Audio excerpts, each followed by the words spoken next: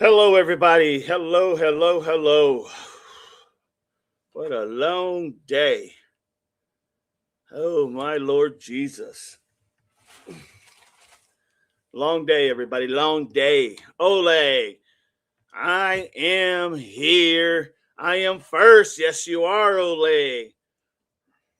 Woohoo! Oleg is the first one. You got it. So, it's just been a long day, guys. But so glad you're here, Oleg.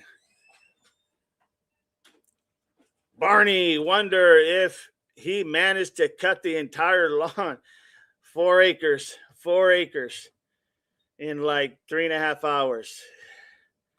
It's a lot of mowing, and that's being generous. 4 acres. It could be more than that, but you know, um, yeah. So yeah, that's so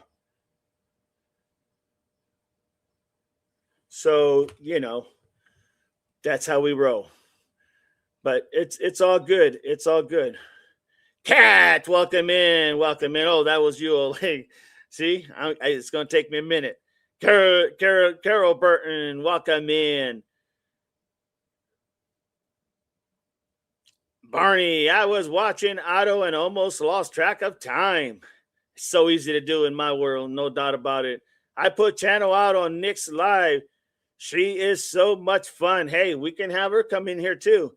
You guys, you mods, and I prefer the mods, but you mods can bring anybody you want. Just give me a heads up, bring them over and have them if it'll strike that conversation and things will run more like, there's more with there's when there's more people, there's more conversation. When there's more conversation, there's more learning. So if you guys want to do that, man, I'm all in. Ain't nobody on that like little shyness and a little bit like, oh, I don't know if I don't know what to expect. That's long gone. That train is left. Right now, hey, we'll get it with the best of them, no doubt about it. I need to purge some of the old channels from my list. I hear you, Barney. I'm with you. I did watch a little bit of JLR today.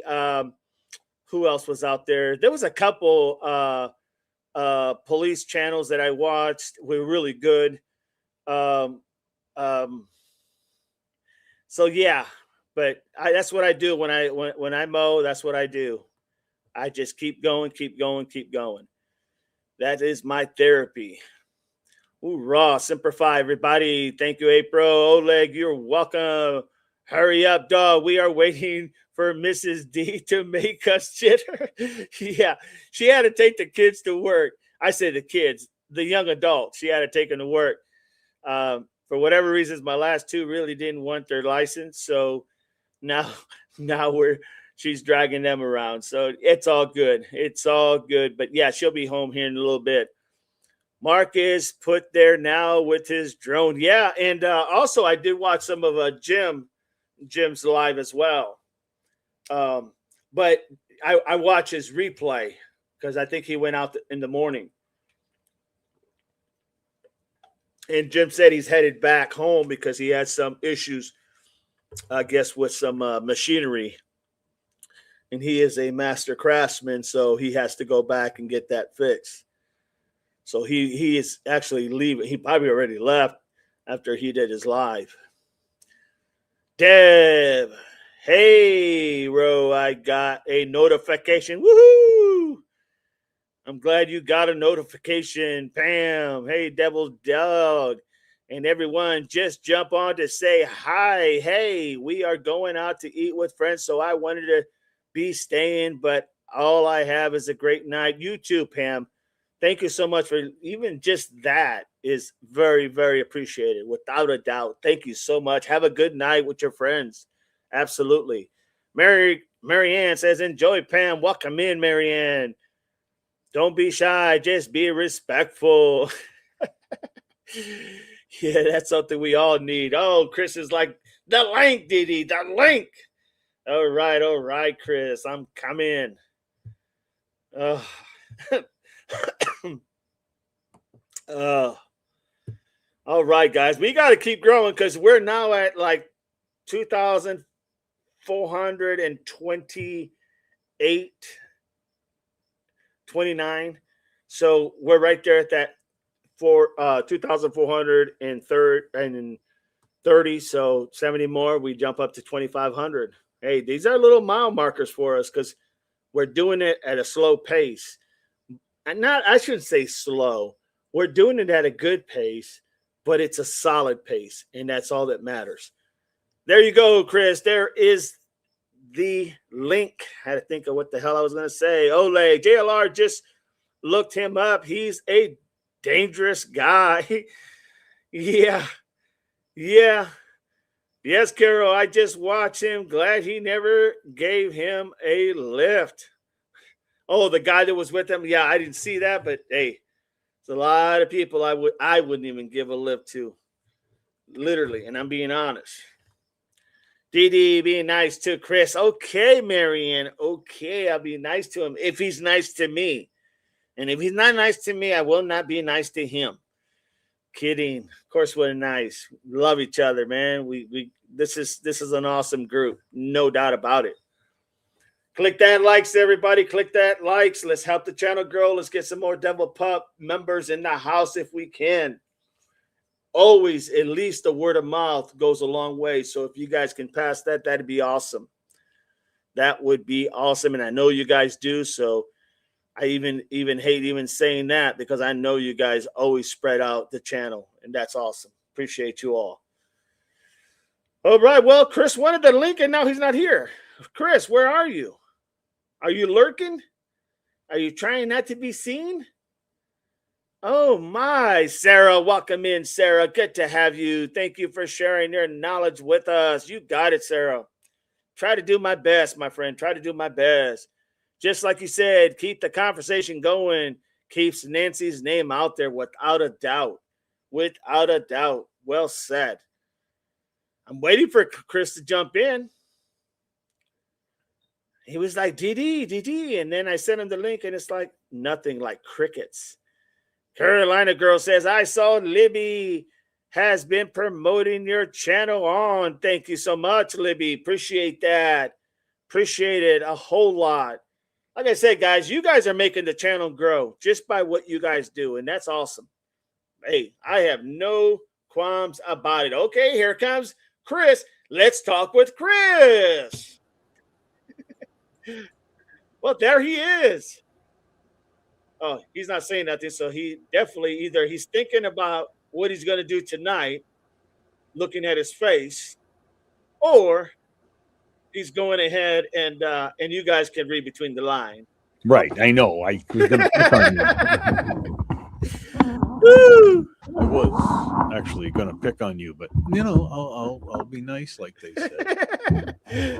Hey, Marianne said not to pick on you, so I said, well, if he leaves me alone, I won't pick on him. That's exactly right. But you know that's not going to happen. That's what you do all day. I know. Yeah. Oh, my, what is going on here? All right, everybody. Yeah, Libby's been promoting our channel too. So, hey, guys, we're growing. I don't know if your numbers you're seeing an incline in your numbers?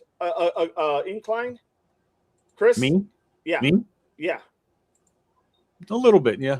Definitely a little bit. Well, we're growing, so that's a good thing. As long as hey, if you grow slow, you know it's solid. You know it's solid. Yep. Barney says, "Oh no, my odd neighbor is crawling out of his cave. I hear him flipping open his metal underground doors. Oh Lord, you may be a unaliver. Be careful. Just kidding." Melly, hello, Melly. Chris just popped on out again. He must have hit the wrong button. Carol, Melly, Carol. My Melly says Barney. Let me go send Chris another one because he'll say, Didi, I need the link again. There you go, Chris. The link is there. He's in there somewhere. Okay, Chris, you need to pop out that material. We're waiting on you, my friend. Oh, yes. So we're going to have an open chat. We investigates Wayne. Come on in, Wayne. Welcome in, my friend. Simple What's Five, my going on, brother. brother? Hey, it's same old, same old. Right. One day at a time, my friend. One day at a time. One day at a time. That's it, man. We is in the house. We investigates. What's up, y'all?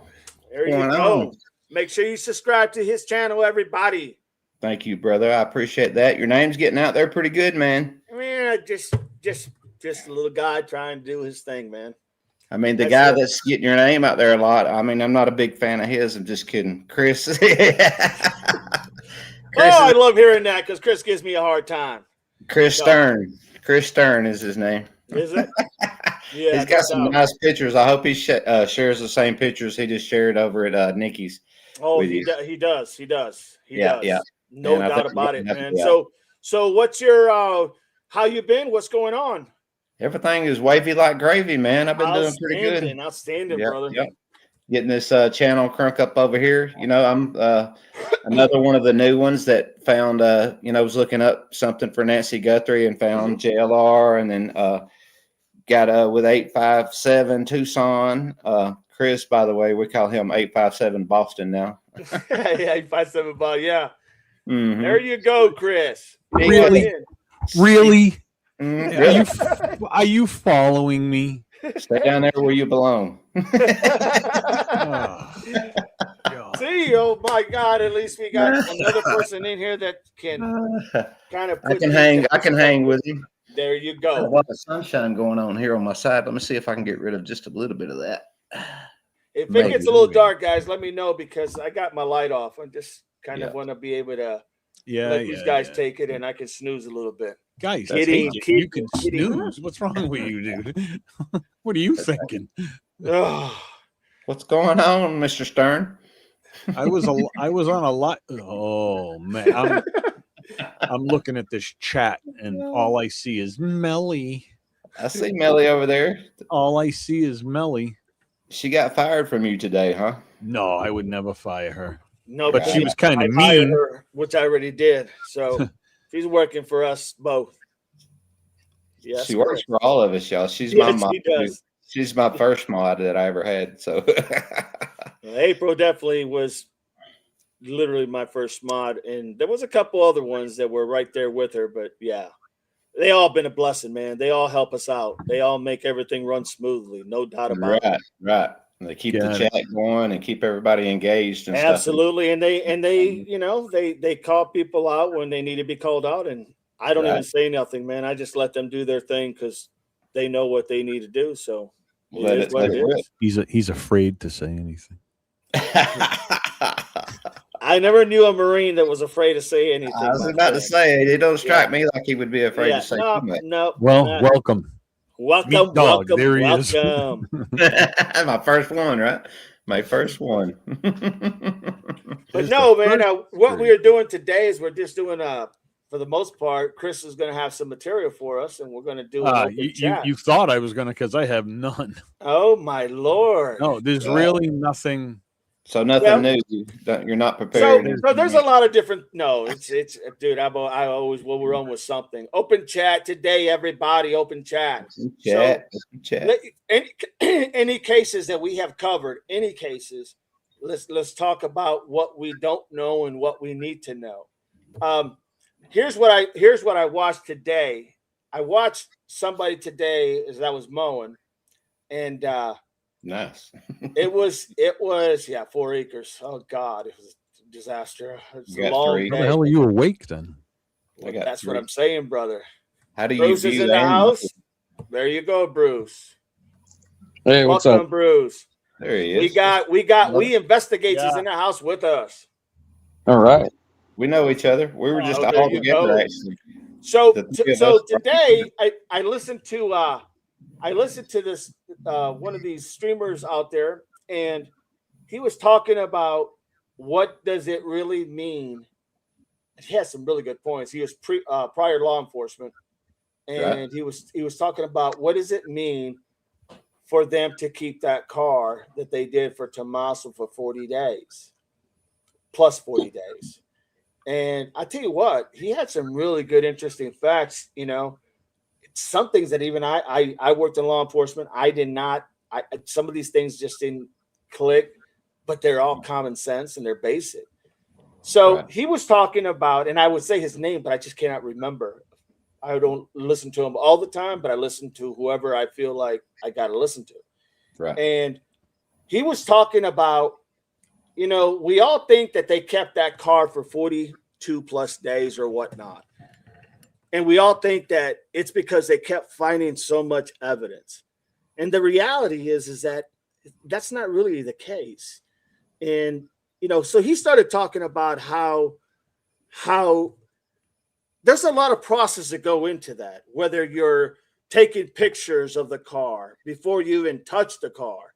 You know, you're taking pictures of what it looks like on the inside, right?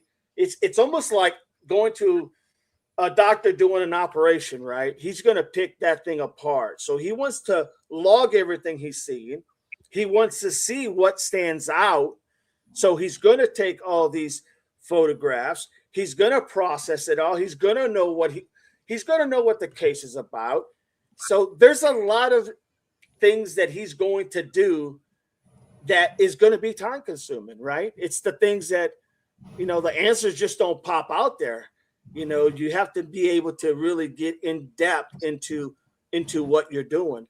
So he started talking about that, and I found that so interesting because I thought, you know, when I was working, and I worked as well, and when we would have somebody would have to go to jail, and we had to tow a vehicle. What did you have to do? You had to do an inventory, right?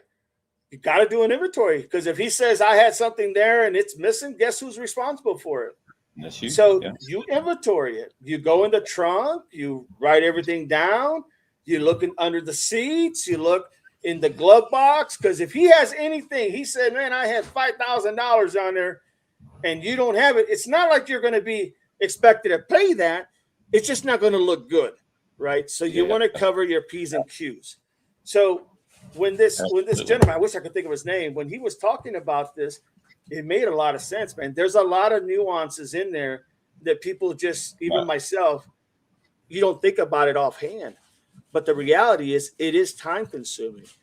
Then you got the fact that he was talking about possibly there's a backlog. Maybe they don't have all these things, you know. They don't have, like, there's other people ahead of the list, right? So they're not going to just move you to the front. You know, they're going to process everything that comes its way in order. Right. And that sometimes I think we all miss that.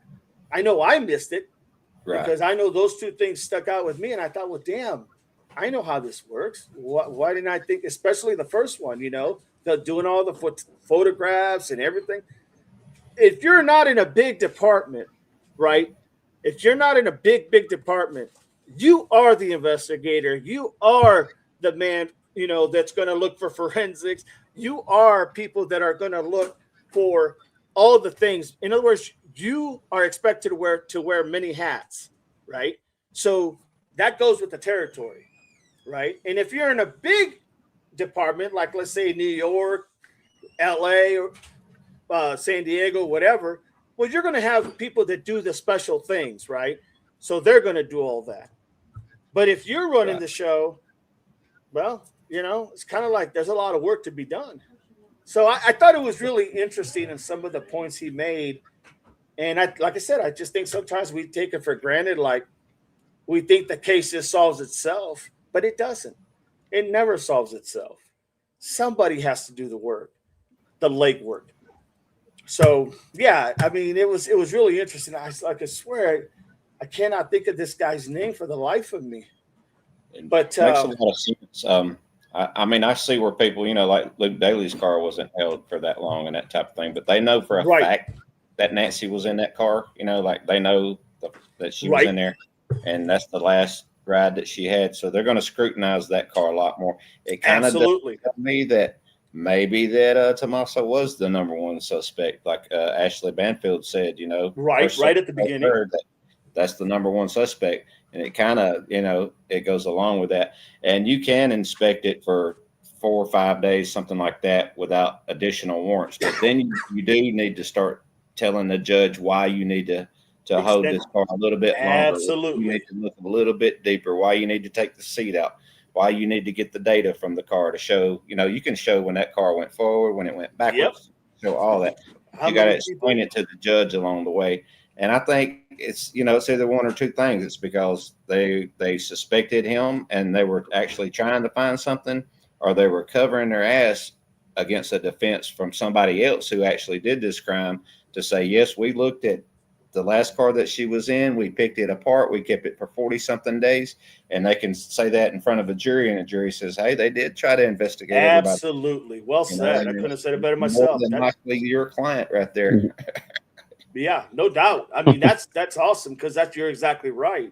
That's exactly what happens. Is a lot of times, a lot of this stuff is because you do have to go ahead when that jury looks at what you're presenting. They want to know that every dot was dotted and every T was crossed. They want to make sure so there is no doubt, right? Because all they need is that doubt. In a lot of cases, that's all they need. Is for one jury to say, yeah, I don't think they did this, or I don't think they did that. Well, they gotta what is it? Like you were saying about her being like the last one in there. So you really got to make sure you go over everything, right? You got to make sure everything's done. You don't want to go fast. And I don't believe that any of them did that. I don't know the reason why. But I remember Chris from the interview room was saying something like, maybe they're only doing piece by piece.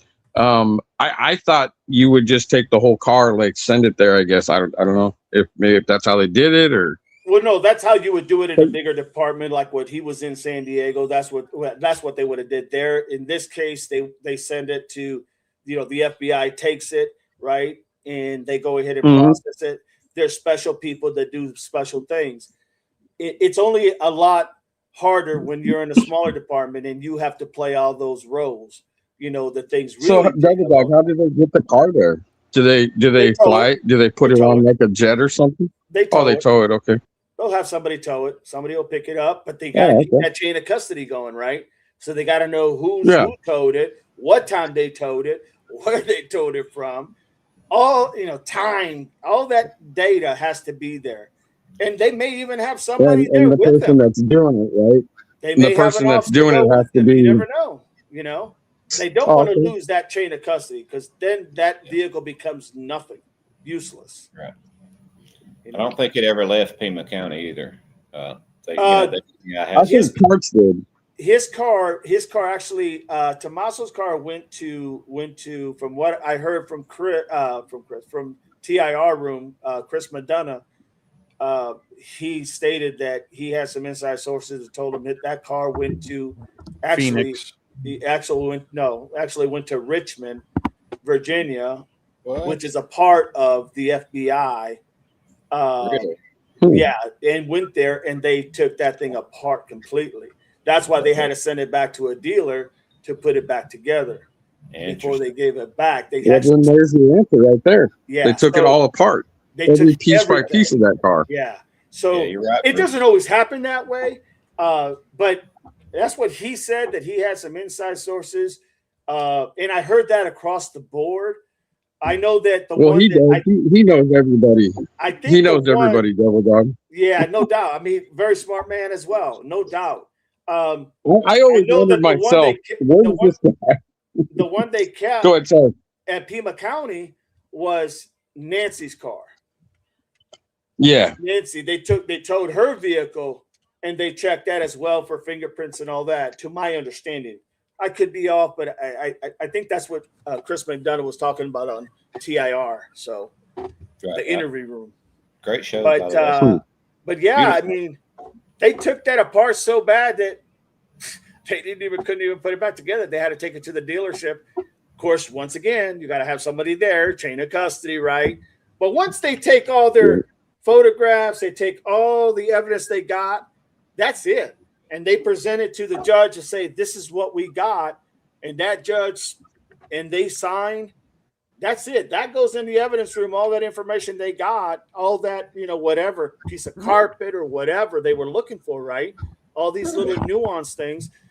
And once they get everything, all the dots dotted and the T's crossed, then they will go ahead and do the thing about, because they're going to give it back. They still have to monitor that all the way back to their department, police department, without a doubt, But at some point, that judge is going to say, hey, you had X amount of time. You don't need no more time, because they're not requesting no more time after they already requested 3-4 times to keep it another 5 days, another 10 days, right? So at that point, what are they going to do? Judge's going to say, okay, we got everything we need. That's why giving that house back after a couple of days of doing their beginning was just it was a bad move. They did. Yes. They screwed the pooch devil dog on that one, man. Yes. Bad. Oh, God. Absolutely, Oh, without a doubt. Here's the crime scene. Go ahead. Go check out the blood on the porch, too, while you're at it. What the hell? No, you're exactly right, man. I mean, it was just... Make yourself at home. What the wow. fuck? Because Sorry, now man, now they're going to have to work double time to try to go ahead and, they're going to lose a lot of their evidence. Oh, yeah. Ain't Man, anything just bring the before, lady right? back, man. Just bring the lady back, man. Just let them go, man. You're not, you heard me the other day. All right. Just bring her back. Those guys are long gone. People want to say, how immature, not immature, how pathetic and stuff that they were. I'm telling you something, that's the least of my things. They haven't been caught. Guy hasn't been caught. And you're going to sit here and say that he's some kind of amateur, like, okay, a cop can say that. That's their opinion, but he hasn't been caught. Bring the lady back. Bring the lady back. And you know what? Nobody wants to see anybody steal their old grandma or hurt somebody or whatever. Just bring the lady back. Like, please, people are asking, just bring her back. All right, go. Find a way to do it where you can just get yourself out of there. And believe me, I'm the last person that would say, you guys shouldn't be convicted. Look, you just go on your way, get the hell out of here, get Nancy back, please. Go do your thing. Don't do this kind of stuff ever again. Yeah, well, I'm not sure it would be that simple, but yeah.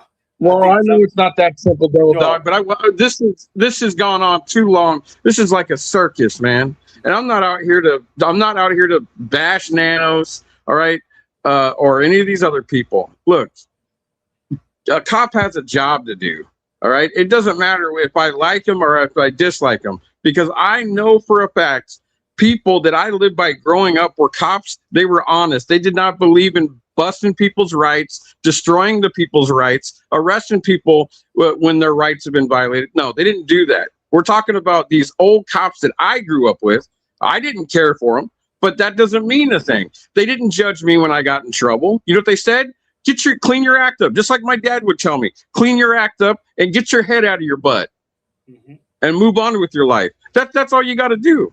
I'm not saying that these guys, I'm not saying these guys, but let's just bring Nancy home. Please. Man, my grandparents are gone and I cry, man, every time I hear about Nancy. Man, my grandparents are gone. I don't have anybody else but my dad and my stepmother. That's all I've got.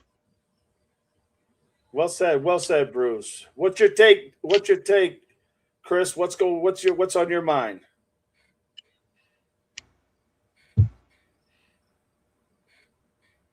Chris? You really want me to say it? Say it. Say what's on your mind, brother. Dinner. Oh God! Sorry. Oh my Lord!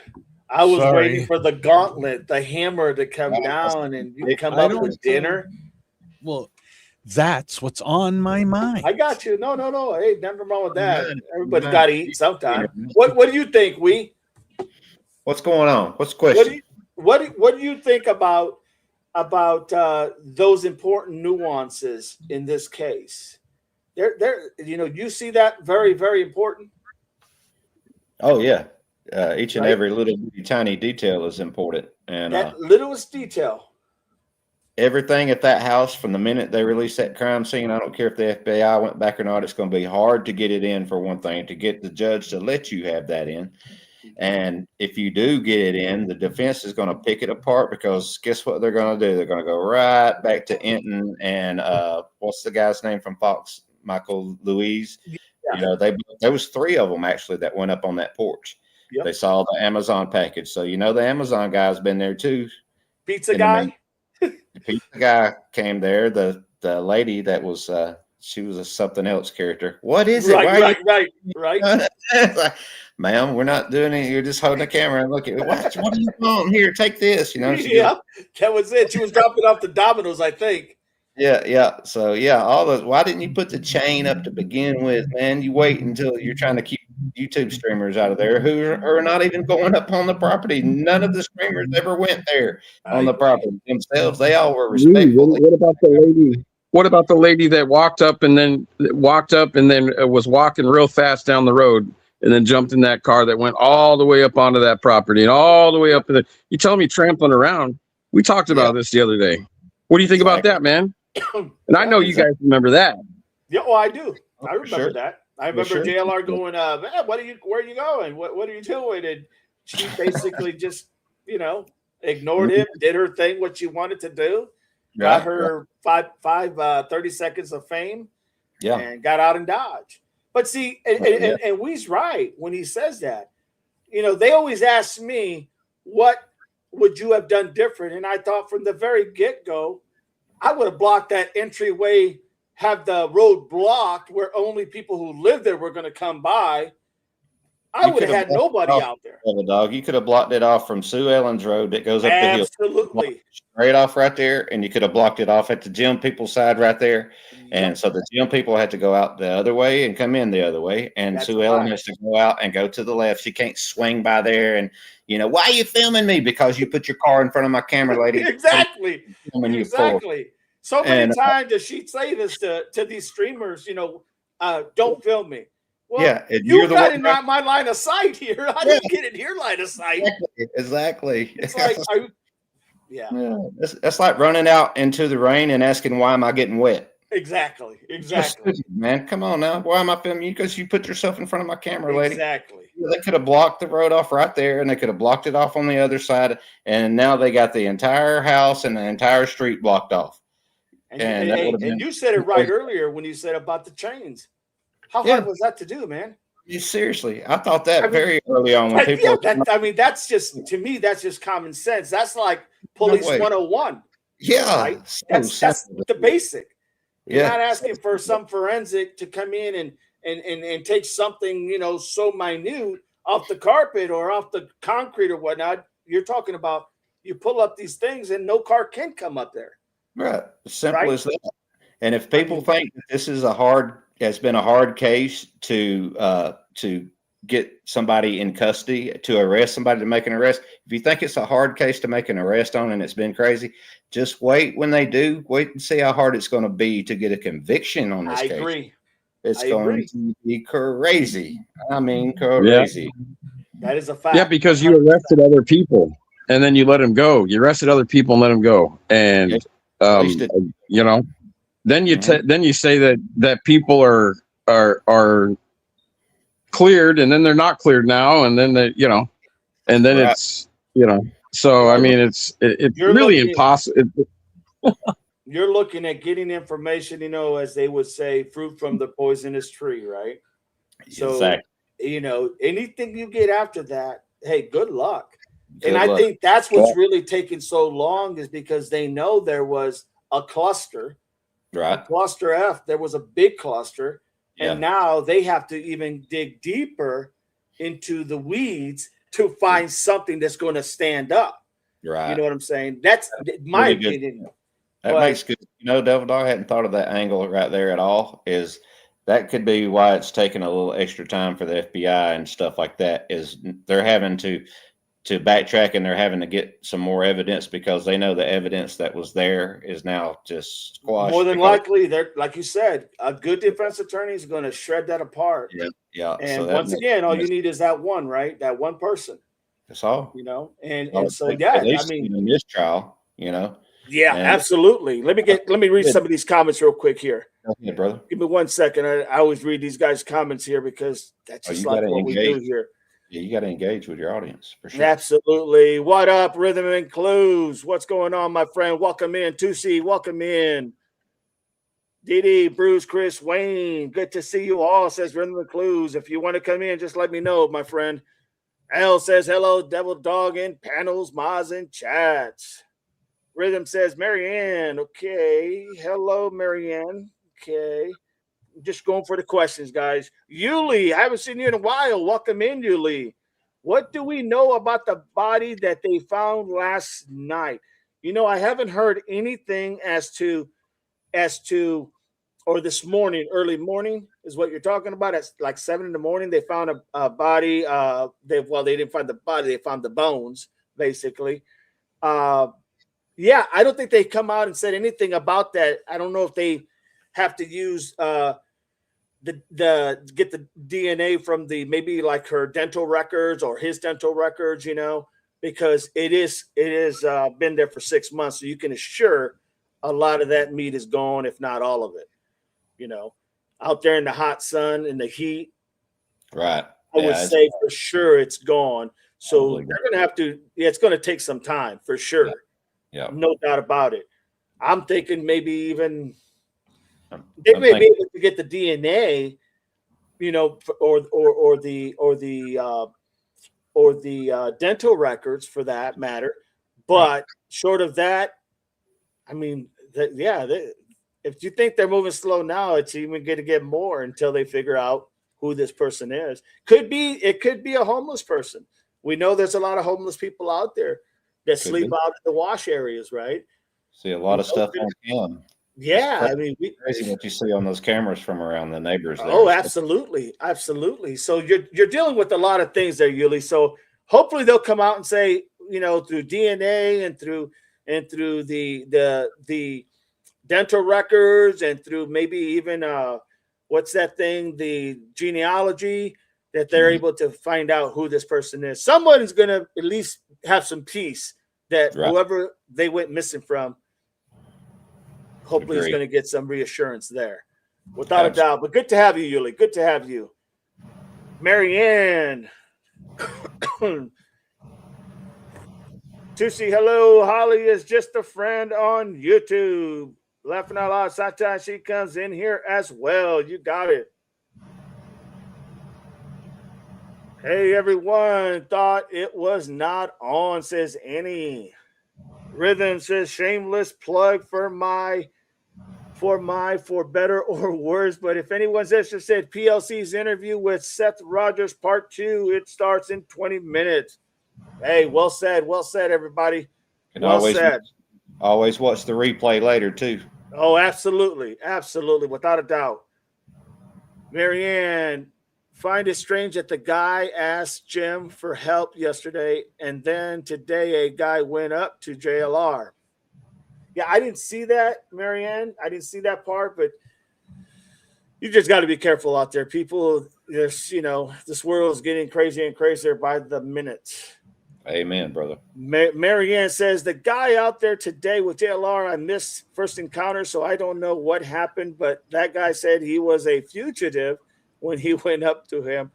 Yeah, I mean, hey, if you're a stranger, you might as well say the craziest thing, right? Puts everybody on their heels, right? I think I just heard Devil Dog. Sorry to interrupt, but I think I heard JLR saying that guy got arrested. Oh, really? Yeah. He was relaying. I was watching him. I had him on my laptop. I had you up on my big screen. Oh, you're good. You're good. So, yeah, absolutely. Yeah. Wow. Yes, and I could hear JLR, and I was waiting for you to come live. And, yeah, I heard him in the background as I was doing a couple of things. I heard him say he was sending a message over to Mark the Shark that's out there, too, right now, and letting him know he got arrested. Awesome. Well, there you go. One guy at least is behind bars, and if he's a fugitive, there's probably a reason why he needs to be behind bars. You're lucky to make it out of that jail alive. Yeah, no doubt about it. Oh, and close to Nancy's. He said he knew who JLR was. Odd, in my opinion, says L. Marianne says, oh, wow, I missed that part. Bruce. Rhythm and clues. Nancy had a bath or shower. Yeah. Nancy had a hairbrush. Yeah, you're laughing out loud. Nancy had a bed. Yeah. I'm not sure. I'll just tell you straight up. She had a car, a garage. Yeah, she had all those She things. had a house.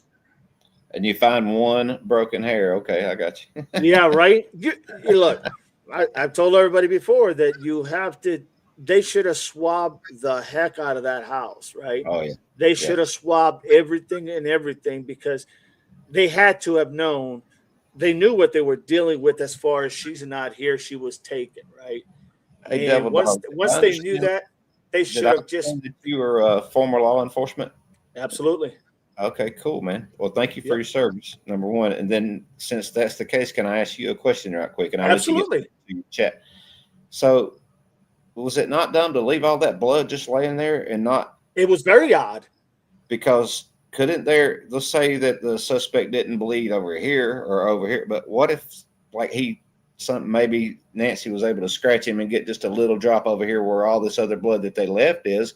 And now you got her DNA and his DNA, a mixed sample right there where they left it laying on the friggin' That's porch. exactly right. That's exactly. And I want to say, I want to give them the benefit of the doubt that said that they did do some swabbing. I mean, they came back and said that for better lack of words, that blood was Nancy Guthrie's, that they did a DNA. Right.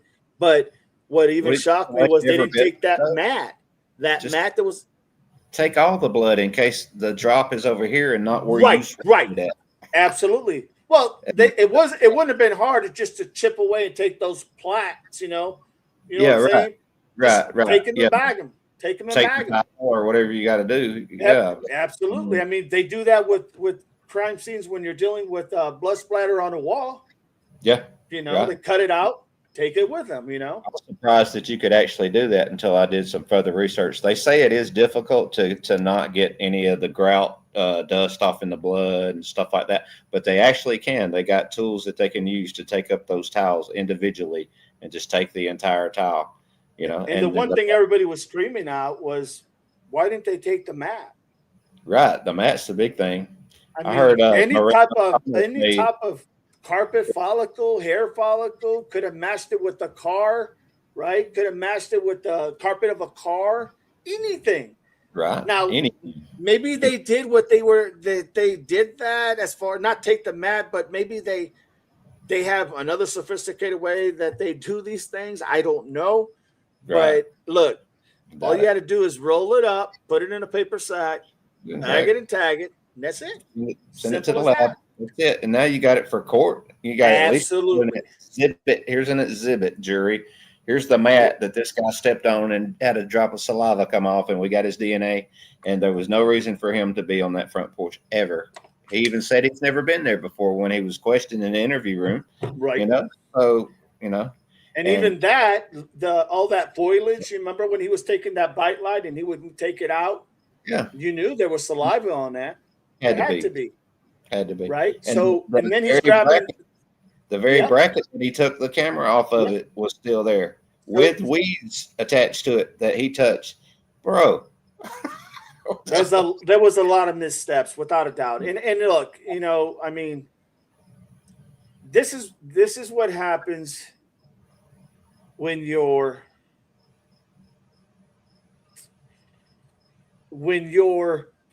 experience is at a very minimum. Right.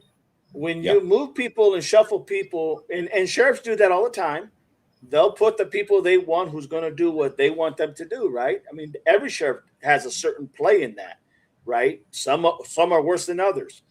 But when you take people and you move them out who have all this experience, and you put somebody, and not the fault of the individual, because it's not his fault. He's just new to the game and he's never done this type of investigation. First case, if I'm, heard it. That was his first. You're right. How can you imagine that being your first case? Oh my God, dude. You know what? And that's why I said to a lot of the devil pups, I would always say to them, devil pups. That's why my call, I had to understand it. If I was a sheriff, I had to understand. I would, because of knowing my troops, my deputies, knowing them, I had to understand that this was above the fray, that this was something that I should have just called FBI and said, man, I need your help. End of story. I need your help. Right. Right. Now, there's always a lot of back and forth. And sometimes, I get it. I get it. Everybody wants to be the one that figures it out. Right. But Right. there's some things you got to look at for the greater good. Right. And if I know my investigating team is young, man, and then I can release that now to the FBI, and I can step myself back. You know, that's a no-brainer. He just got the FBI off his ass for all that RICO stuff, and he didn't want them back in the picture. Absolutely. That's exactly. I mean, I would say, in my opinion, you're probably spot on. Mm-hmm. You're spot on. I mean, so it's just one of those things, man, where there was a lot of mistakes made. I don't think anything mistake that was made was. I want to be careful how I say this. I don't think that any mistake that was made was maliciously intended. Although I have thought that. I have thought that before because of pulling off the search team after a day and a half.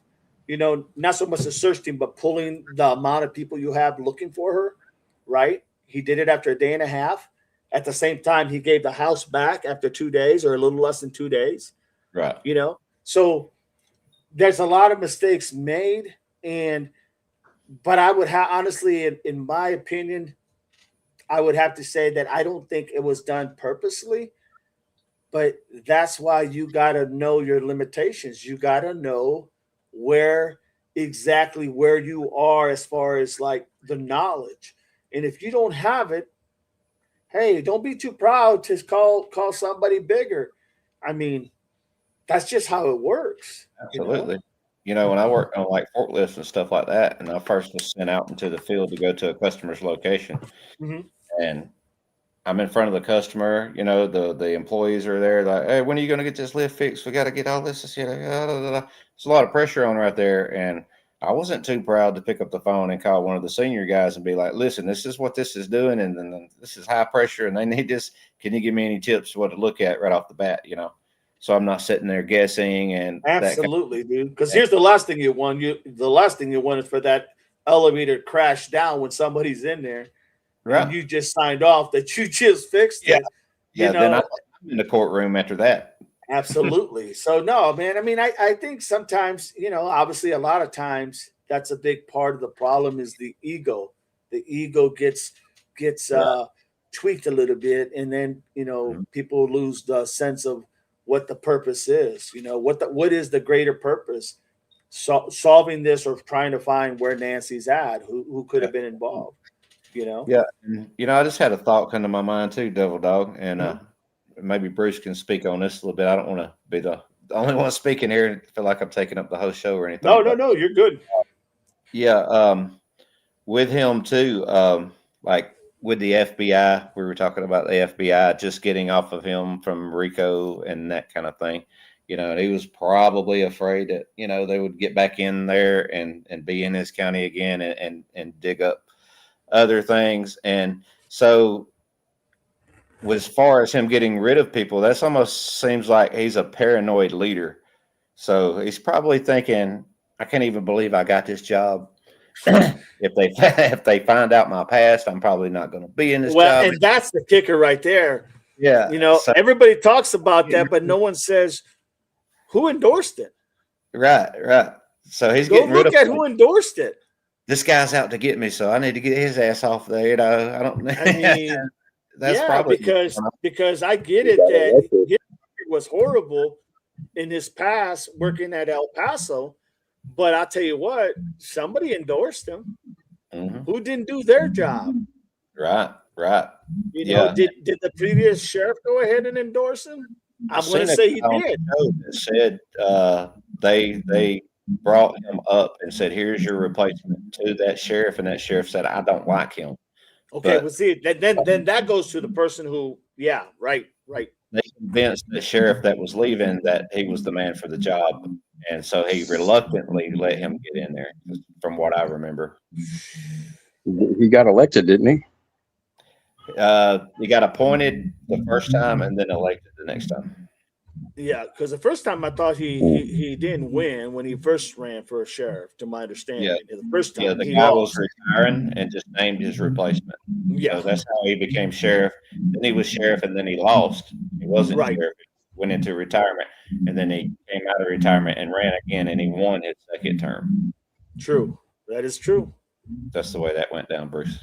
Oleg, he said he was with another YouTube channel, L to see what's odd, in my opinion. Marianne, I wouldn't have either. I think JLR felt bad for him, but it seemed like a dangerous situation. Yeah, I would. Yeah, I don't. I pick up people at times, but look, if I got a gut feeling telling me that's a bad thing, I'll call somebody or call the one of the deputies or something, at the sheriff's office. Say, hey, you got a guy out here walking. He may need a ride. It's kind of hot out here. Just want to let you all know. Leave that ball back on their court, and then maybe they can try to figure out how to help this guy. But anymore, man, it's hard to trust anybody out there. It's not like it used to be. I wouldn't feel sorry for him after he said he was a few. Absolutely. If he told me that, I definitely would have called the sheriff's department right away and said, hey, might want to check this individual out. I don't know, but I gave somebody a ride. A young guy riding was robbed at gunpoint one time. I do not recommend it. No. I tell you, I remember my dad always giving a ride to people, but when he did it, I come up from a big family. I come from 19 of my family. I have 11 brothers and 7 sisters, all mom and dad. Okay, all from one lineage, if you will. And there's no twins, no nothing, just 19 people in my family. But my dad would always say, he'd give anybody a ride, but they'd be like 2 of my brothers or one of my brothers would be in the back seat, and he'd always put that guy in the front seat, and it was just kind of keeping an eye, right? Just in case something went wrong. So that's how, but me, I just don't do that unless it's somebody, honestly, unless it's somebody or very elderly or something like that, then I'll see if they need any help. But if it's like some young whippersnapper, no, not doing it, man. I'm not doing it. I want to go home. Do it again after that day. I can promise. Oh, I bet you, man. I mean that was, yeah. I mean, if I had gone through that, $7. He got $7 and 1 dime bag of weed. I'm not gonna lie, but look at that. that's Just what he got for that. And I mean, it's like, and you never know. You could have lost your life over that. Absolutely. Yeah, I could have. He was scared too, so I could tell he was scared. So without a doubt, keep him calm. I was like, hey man, just be cool. Here's the money. So I was going to ask, what happened? What happened? You guys are talking about somebody that was in a dangerous situation. What the hell's going on? It was who's talking about. You can tell him we. With the, I think what you're asking about, Bruce, is JLR was put in a dangerous situation, and from what I was reading over here in the chat, and I haven't followed up on it, but he was approached by a fugitive guy who wanted JLR to give him a ride, and he had information to give to JLR off camera. And I don't know if he gave him a ride or he didn't. I'm guessing that he didn't, and the guy wound up getting arrested, but I got sporadic details about that myself. Oh, okay. Yeah, just, Right, trying to get caught up too, because I don't know the whole story behind this, but it's intriguing, so I'll damn sure be going back and finding out what happened now. No doubt. Yeah. Just reading the chat. You guys go ahead and converse, man. I'm just reading the chat. Yeah, look, I mean, that's, I don't think that's the thing is you just don't know. And then when you try to be to do the right thing for somebody, like that could have been something even dangerous, because what they're saying.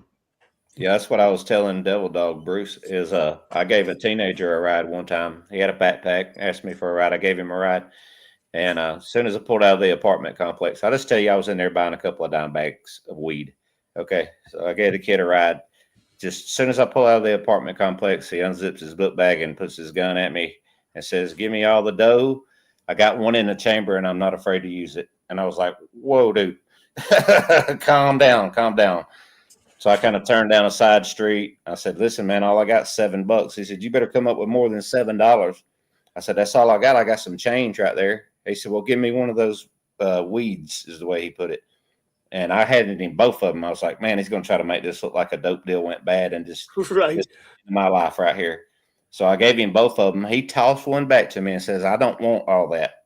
And I could tell he was scared, though, so I kept trying to keep him calm. I was like, Right. look, man, if you would have asked me for the money, I'd have gave it to you, just like I gave you a ride like you asked me to, dude. I'm cool. Just chill out.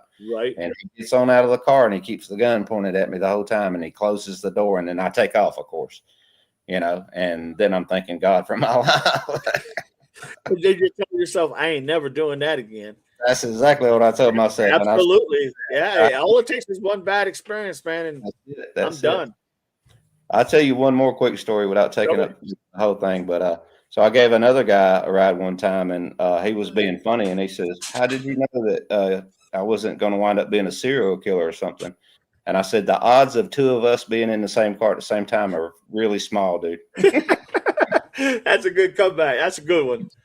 That's a good one. Well, that's why I said, the guy that was apparently came up to JLR, I mean, I would have said, I'm the most ruthless individual there is. I mean, maybe anybody will leave me alone, and you go out and do whatever the hell you got to do. How did JLR even know he was did you just come out and tell him, hey, I'm a fugitive? I think Marion said that he told him he was a fugitive. Well, he's an idiot. I don't want to go to the mean thing, but maybe he just wasn't smart enough to think that. Yeah, I'm with you, 100%. Welcome in, Holly. Welcome in, April. Love you. Hope you have a good night. Did the bear get Chris? Great question. I'm telling you. Oh, he cooks for the family, so he's always cooking for his family. Oh, yeah. That's great. And he likes to lurk around. Oh, what happened to Chris? Did I miss him leaving? No, he just had to do his dinner. He talked about food. Yeah, he loves that. We were talking about that earlier. Yeah, maybe he'll bring some back with him for us. Right. Everybody always he said his wife wasn't a good cook. Word has it, LD's case has been dismissed for his upcoming court date. When you say dismiss, Carolina Girl, is that dismiss as in permanently, or they just rescheduled another date? Yeah. And no, they probably dismissed it with prejudice. I mean, you know what I mean? For Luke Daly? No, that wouldn't be prejudice. Because his charge was he was a felon and he was in possession of firearms, even though they weren't registered to him. He was in possession of firearms in his vehicle. I'd like to know where that came from. Yeah, what's that? Who said that? Carolina Girl said, word has it, LD, which is Luke, case has been dismissed for his upcoming court date. So either he's talking, he's working with somebody, he's talking, giving evidence, because that's what I would think it has to do with. But is that a rumor? Well, I don't know. Because she said that's what she heard. Word has it, so it's not like how can I say, it's not confirmed, but so it's very possible. Right on. And I would never get in the car with anyone. Oh, me neither. No. Very interesting, Carolina. As of today, I heard that Carolina. They said it was of June 15th, I think. One of JLR's sleuths just called in and his live and told him. Okay, thank you, Carolina. Appreciate that. So somebody just called JLR on his live and told him.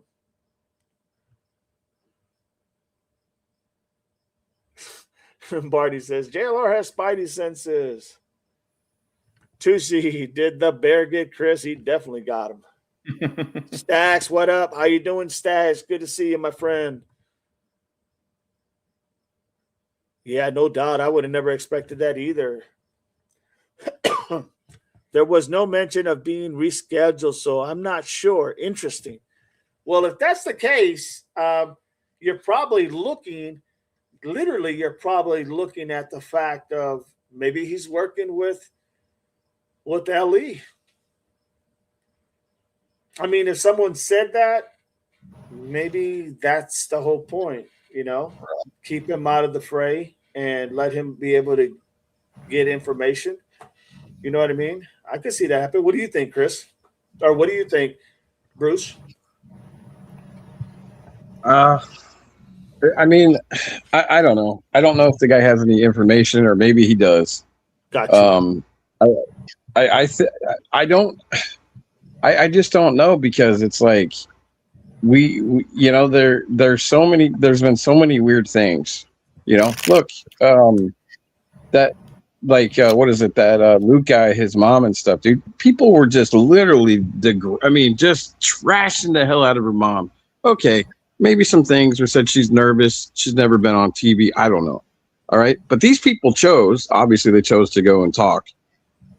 But I just don't think somebody is going to be stupid enough to put themselves on a camera, and if they've done something. I'm not saying it couldn't happen. Why would you do that? I mean, I don't know.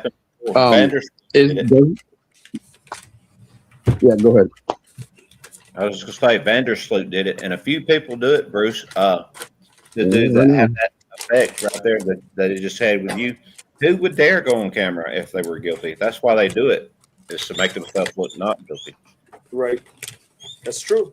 It's some kind of high thing. The case dealing with Nolan Wells, young man, he doesn't look like he's doing himself any justice by keep talking. Oh, really? I haven't been following that too much, Double Dog. Yeah, I've been following that one quite a bit, and he's not doing him any favors. Let's just say that. Wow. I'm gonna have to watch that. I know the Juice is covering that pretty heavy. Yeah. He's doing he's doing like what you're doing, Double Dog. They're talking about both. Gotcha. And then he'll play a bunch of videos, and then they'll talk about some people. Then he'll talk a little bit about Nancy. Then he'll put it back to keep talking about the Nolan case. And I listened to him this morning, and I don't know. I don't know too much about it. It just something doesn't sound right. Something's definitely not right. Just what ain't right, I don't know. I know he was left out there. Well, they say he was left out there by his friends that got on a sinking boat. To me, that's crazy. Why are you on a sinking boat back to the other shore? I mean, damn. Yeah. I'm not going nowhere if the boat's sinking. I'm staying right there on the island until I get in a boat that's not sinking. Yeah, they're just and I don't know. We don't know what happened. No one knows really what happened at this point with Nolan. Something obviously happened. We just don't know what. Yeah. And it could have been nefarious. It could have been an accident. It could have been an accident, and then the young adults, the young friends just panicked.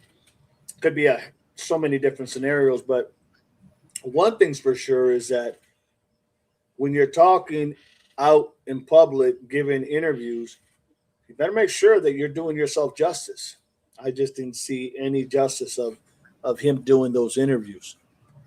In my opinion. He's digging himself a hole? Well, I think so. I mean, in my opinion, I think he is. And I'm looking at a lot of multiple things. I'm reading the body language. I'm reading how I would interview and interrogate.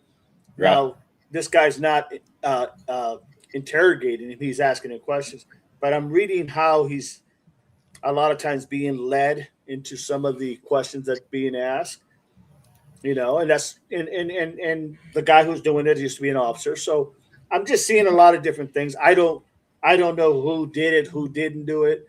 All I know is just from my experience, I don't think he's doing it. Yeah, Officer Tatum.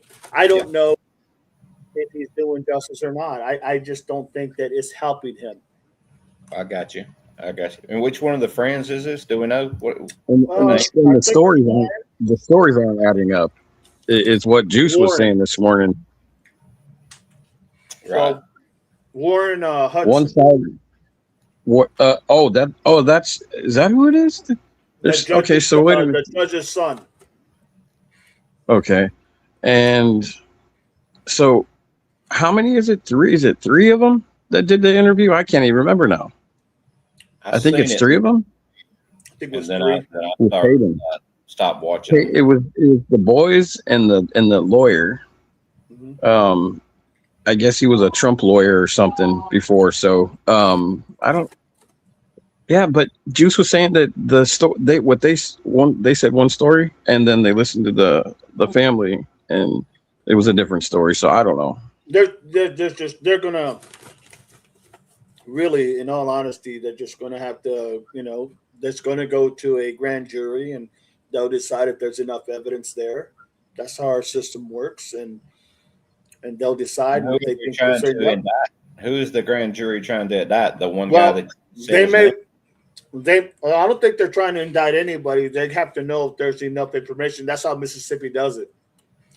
Mississippi goes ahead and all their cases go to a grand jury.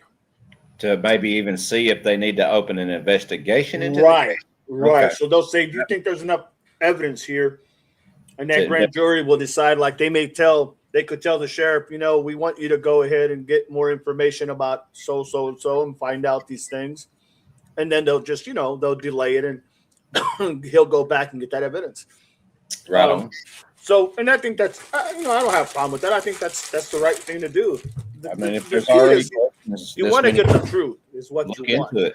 Yeah, go ahead and investigate it. Shit.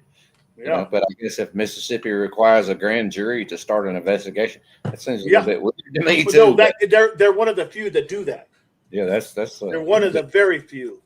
right. Because that normally doesn't happen. The grand jury, usually you have you're presenting that information that you have, and then they're going to tell you, yeah, we're going to indict X, Y, and Z, right? Right. That's usually how it works, but Mississippi just does things a little bit different. Sounds like they do things a little bit different there. It'll be interesting. But they say you can indict a ham sandwich. Yeah. So You can indict a ham, and I believe it. I believe it. I believe it too. I absolutely believe it. The ham sandwich is guilty of putting extra weight on me. Well said. Well said. There's that, my friend. Well said. Oh, that was funny. Yeah, no. Hey, a lot of these things there's so many things that have changed over time, Right. Things that you could do and things you couldn't do. And I mean, it's just, I don't know. That case, there's just so much back and on both ends. There's just a lot of different things that are not adding up. And so on both ends, who said what was said, who told who what. Right. And I'm talking about the family and those the young boys. kids. So, it's just an interesting case. That's the only reason I'm following it, because I think it's very you got interesting. Jim Trump there, and then you got also Tatum there, and the whole with the racial dynamics of it going on. Right. There's a lot of things there. There's a lot of stuff happening. That's an explosive case. That might not be down my alley of things to do, but I know the Juice is following it, so it'd be interesting. I enjoy it because, I don't enjoy what happened, obviously. Right. Of course. But I enjoy when these cases come up. I like the unknown. I like to be able to use my knowledge and try to see like how I would do it. You're trying to figure it out. Except for me, I'm using my skills that I have learned along the way, and I'm just trying to process how would I handle something like that. And that's why I like those type of cases. Now, I don't like what happens to the victim, obviously. Right. But I do like the fact of the unknown. And it's not a matter of anything other than, I like the unknown. I've always liked the unknown. So to me, that is the unknown. Who did it? It's that. Very interesting. I just find it very interesting, and hearing all sides of the aspects is important, because that's the only way you're gonna come to some type of conclusion. You got to have an open mind, man. You do have to have that's one of the hardest things is Yeah. not locked into one side or the other side. Right, absolutely. So I Tunnel don't know where that's going to go. I think really, in my opinion, I think they're going to. This is what I've said before. I think it's going to be in my opinion, it's going to be unaliving by drowning. Yeah. And then the underlining on that, because there's always a second underlining, is going to be alcohol contributed. That's what I see. I believe that too. And I can see that happening. I can see that.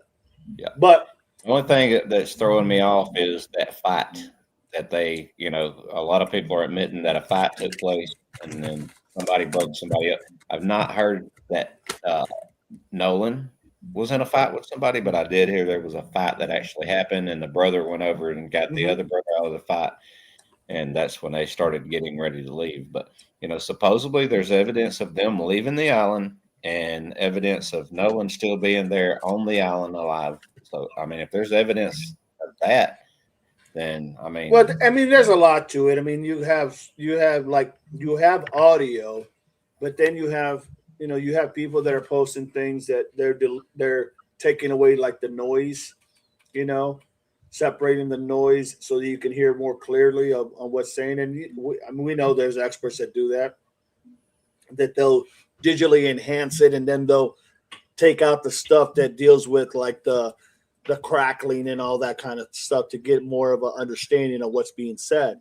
Right? We know that we can do that. We have, when I say we, there is technology to be able to do that. You know what I'm saying? Yes, sir. Yes, sir. Yeah. So for me, but here's one question I do ask. Right now, what's up? They're claiming that, or they're saying that this enhancement of these videos, a lot of them are fake or not legit, right? And we know we have the capability of doing that. We have tools for that. The FBI can do that in a heartbeat. So my take is, why isn't the defense going ahead and cleaning up that audio themselves? Definitely. So nobody's right now. You got the victim's family that people are doing this, engineers or whatnot in that type of realm. So if the dispute is that they're like taking certain things out of context or they're changing words or whatever, why not just take the CETO literally audio and have somebody professionally clean it up and see what it says? Yeah, absolutely. And that hasn't happened. Give us the right version of what was said and what wasn't said, as nobody's disputing, there is definitely something being said in the background. Right. Whether it's been changed to match their narrative, we don't know the answer to that. So somebody should know. On the flip side, the defense will say it's not our job to prove that what he said, right? They make excellent. But if you're going to go ahead and critique what people are doing, then why not just do it yourself and put it out? If you're not guilty and it's truthful, you didn't do anything, then the lawyer that you have should be jumping up in joy for wanting to produce that you didn't do anything. And we all know it's the state side, but okay, if you didn't do anything, then present stuff that shows you that's true facts. That's not just say you're on here recorded talking to somebody on video with Tatum and all these other people, or you're talking about videos that they say they could make. Yeah, put yourself out there as that lawyer and do your best to say, hey, he's innocent. He didn't do this. These guys didn't do this. This guy didn't do this. He wasn't at the front door. You know what I mean? Sure. Absolutely. Damn. Absolutely. I sent you the link, Chris. Yeah, come back up, Chris. We need your help, Chris. Up, Chris, we're struggling here without you, my friend. Look, I know all about being up with all the girls by myself and getting the beat down that Listen, I've been in the background lurking, so I heard everything you said.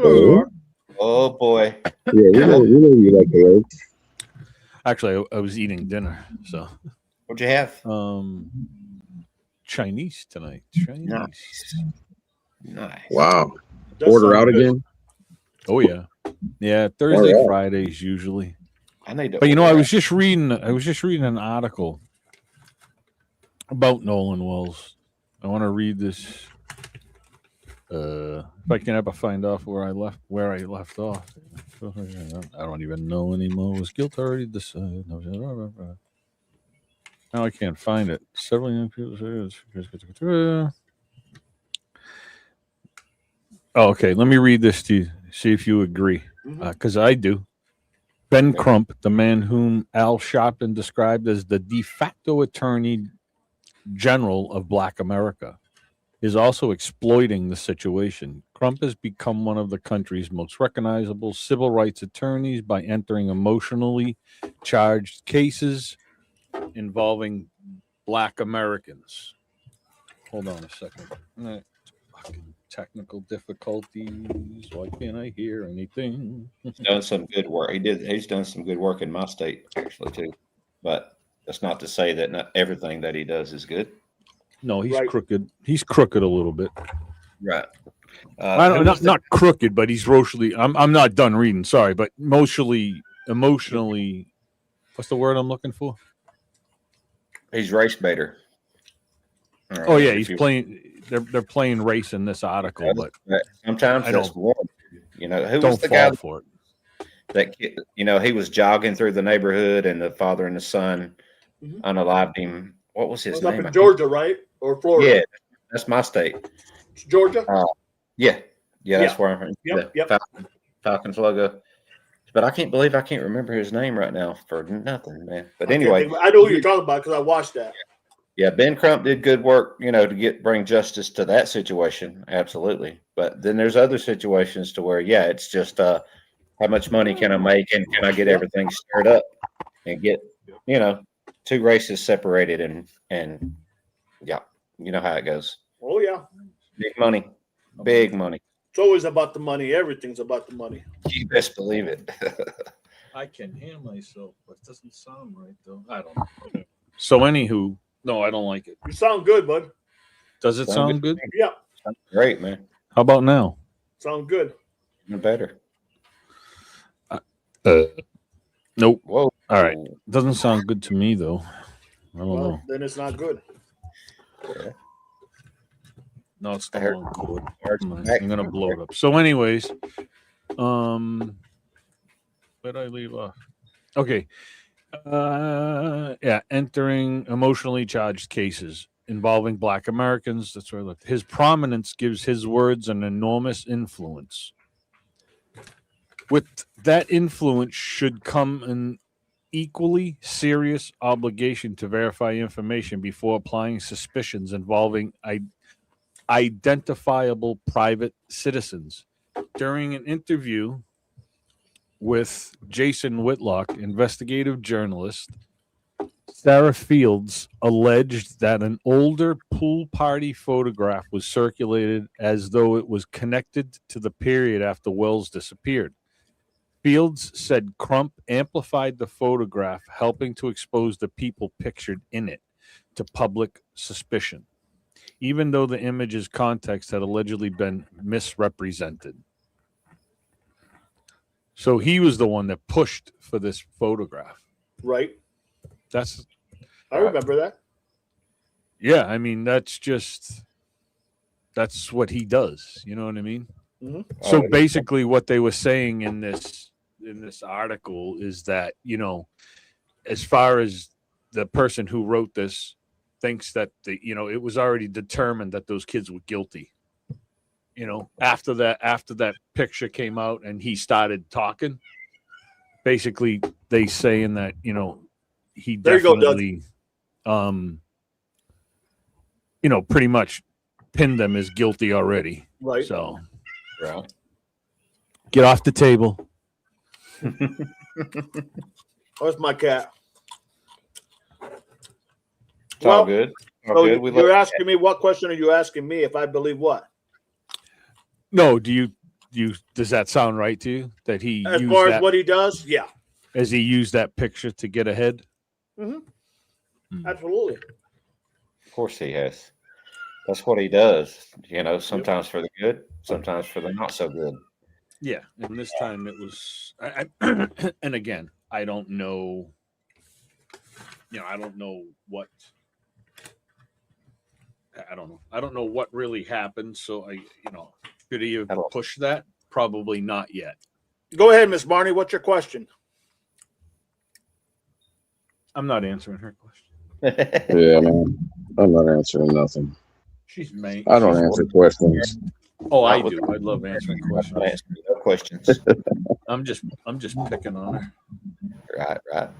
You've been doing that pretty well good today, picking on the ladies, Chris. You better be careful. I just said, Gene, I just said I've been hi, picking on. welcome in. And I said that with Sass as well, welcome in. Are you, Yeah, are pick you on me. sure? Are you sure you got the right person? When is the last time we heard from Crump?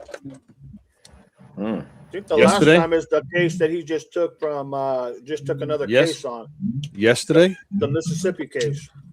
Yesterday? Yeah, the Mississippi case. No, we heard from him yesterday. What did he say On yesterday? Nolan Wells. Remember, he was with the mother in the morning. Oh, I read a thing already on another case. The lady that was Good. fairly hung, the lady that was on the tree, Yes. he's taking that case as well. Crumpus? Yes. Good. Yep. I'm glad to hear that, actually. He's taking that case. That's what I read on the, That's the Asia Fortuna.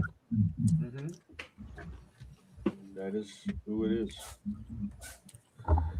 What's going on, Doug? Doug is in the house, everybody. What's up, guys? What's up, Wayne, Bruce, Chris, Uh-huh. Todd? Make sure you subscribe to every one of these guys. They do an amazing job, everybody.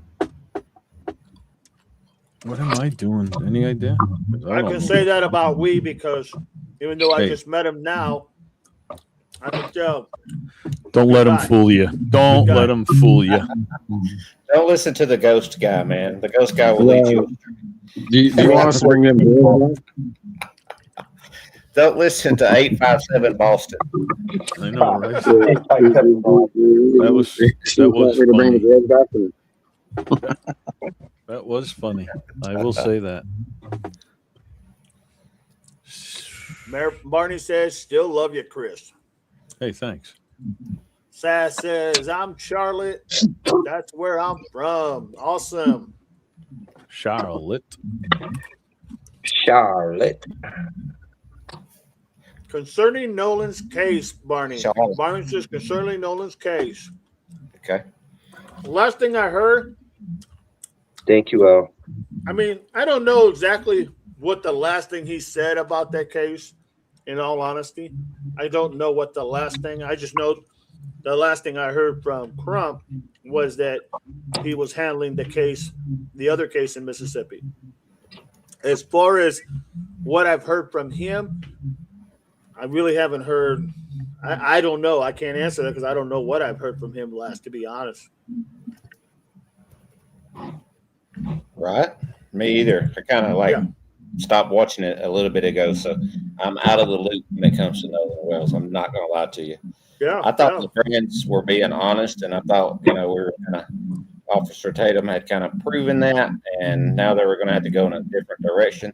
Now, as far as it being an accidental drowning or something like that, maybe he got drunk and said, well, screw it, I'm going to swim back to shore because, he's athletic and all that, and he was drinking, and he's like, I'll just swim back. And he tried it, and it didn't work, and he drowned. Or maybe he got in a fight with somebody else because evidently he was flirting with some girls out there that day. You know what I mean? And not just the one girl, because I seen a video of him walking in the water with a nice, good-looking blonde chick, too. Mhm. And the other girl, Katie, I think her name was, she had dark hair.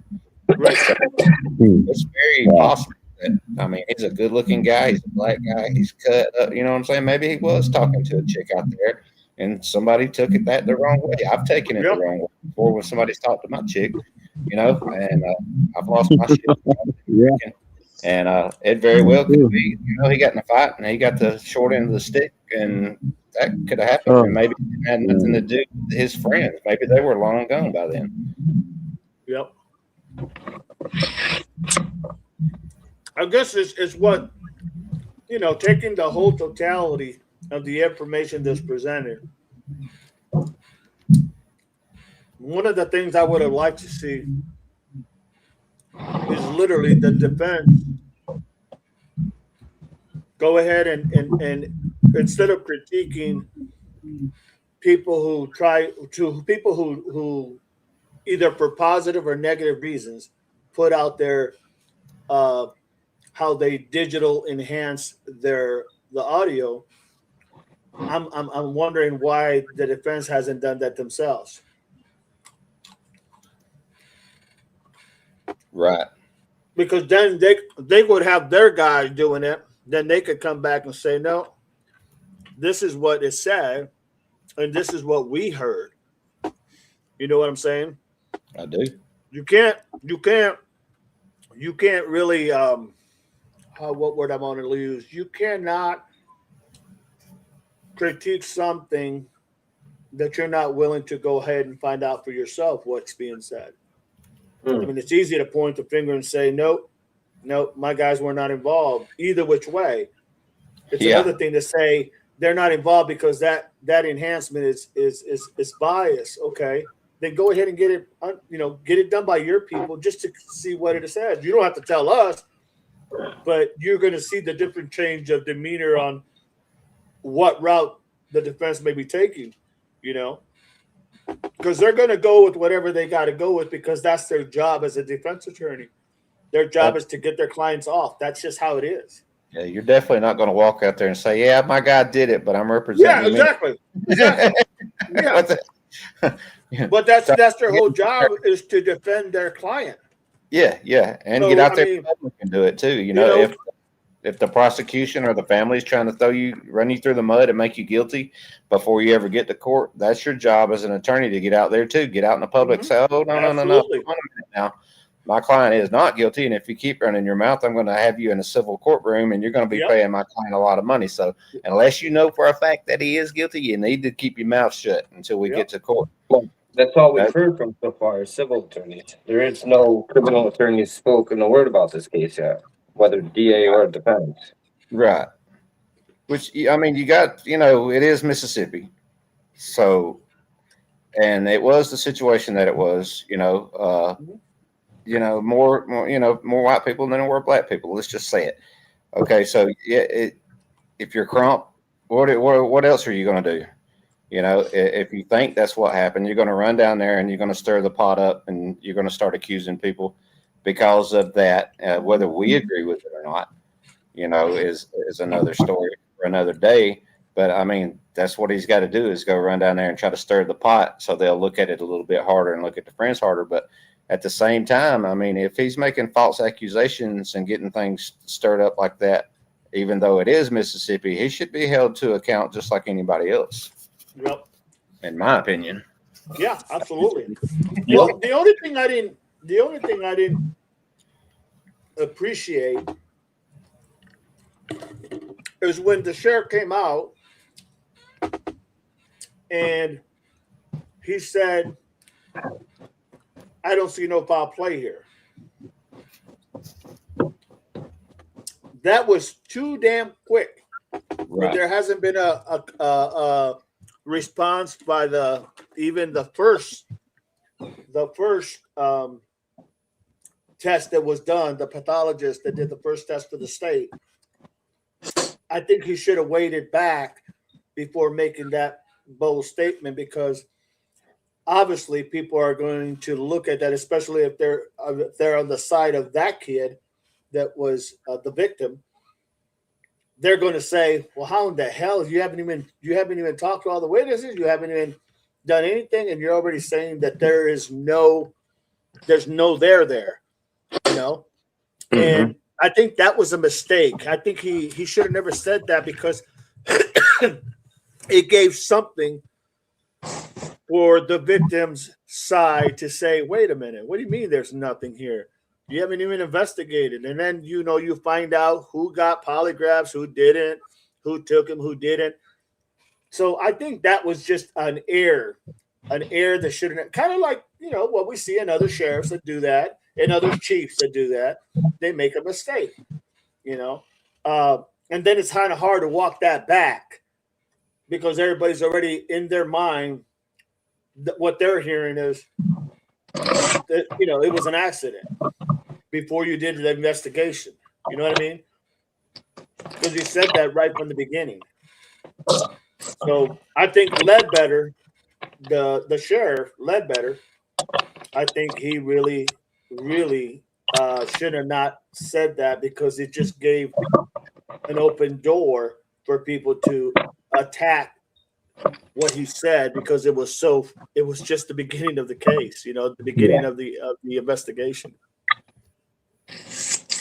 And you're right, Sass, you're right. That's exactly when the race came into play, when they said, oh, here we go again, So I think that was a mistake.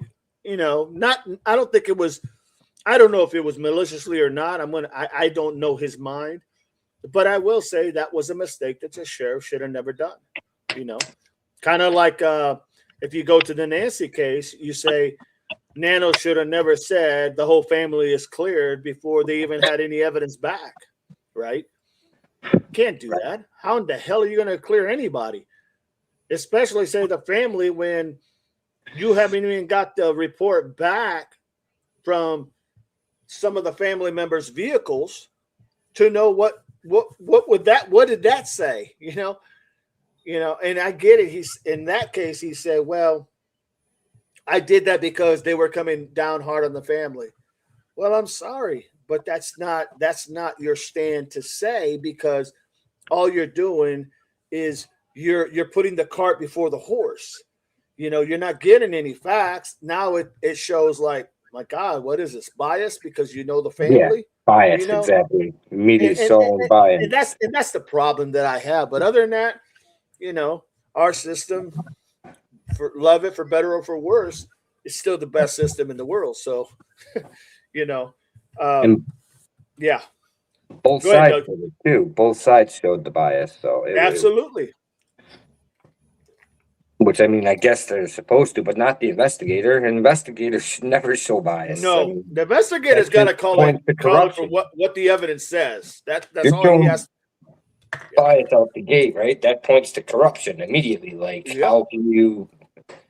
So it gives Crump the heel to stand on to say the things that he went out and said. Right. Well said. Mm-hmm. Most definitely. Dennis, all right, Dennis. So I'm going to jump down in the chat. I'll be listening, guys. Okay, buddy. Okay, Bruce. Thanks. Thanks, Bruce. You're very welcome, bud. Enjoy your dinner. All right, man. Thank you, guys. Bye-bye. Thank you, Dennis. Appreciate that. Chris didn't bring us any Chinese, by the way. Mm-mm. So kind of sad. Could have gone on his damn e-bike, but he refused to get on his e-bike and come out here. I know, right? I wonder if there's any charging stations on the way. Hey, even the trolls are sending food, Chris. Come on, man. Is he still with us? He's there. He's lurking. He's a lurker. Actually, he probably had to go, and He is a he lurker. already ate, so he already said he had Chinese. So my guess is he's probably, who knows? Had Chinese, he's probably on the toilet. Well said. I didn't want to think about that, but you're right. You're right. You're right. Oh. What did Doug say? He said he's probably on the toilet. Yeah, if he had Chinese. Yeah. That's awesome. It's probably. And I agree, because Chinese does that to me too, so I get it. Right. Man, I love it, but it does do that. I just had breakfast like 10 minutes ago. Really? Yes. I actually stayed up late all week running on 3 and 4 hours sleep. So I slept in today. I got up. Somebody was trying to do a test live stream, so I wanted to help her out because she was in my chat all day yesterday for like 10 hours. Her and her mom. Badass. Yeah. Yeah. So Angel was helping her out, and so I just opened it up to see how they were doing, and you couldn't hardly hear her.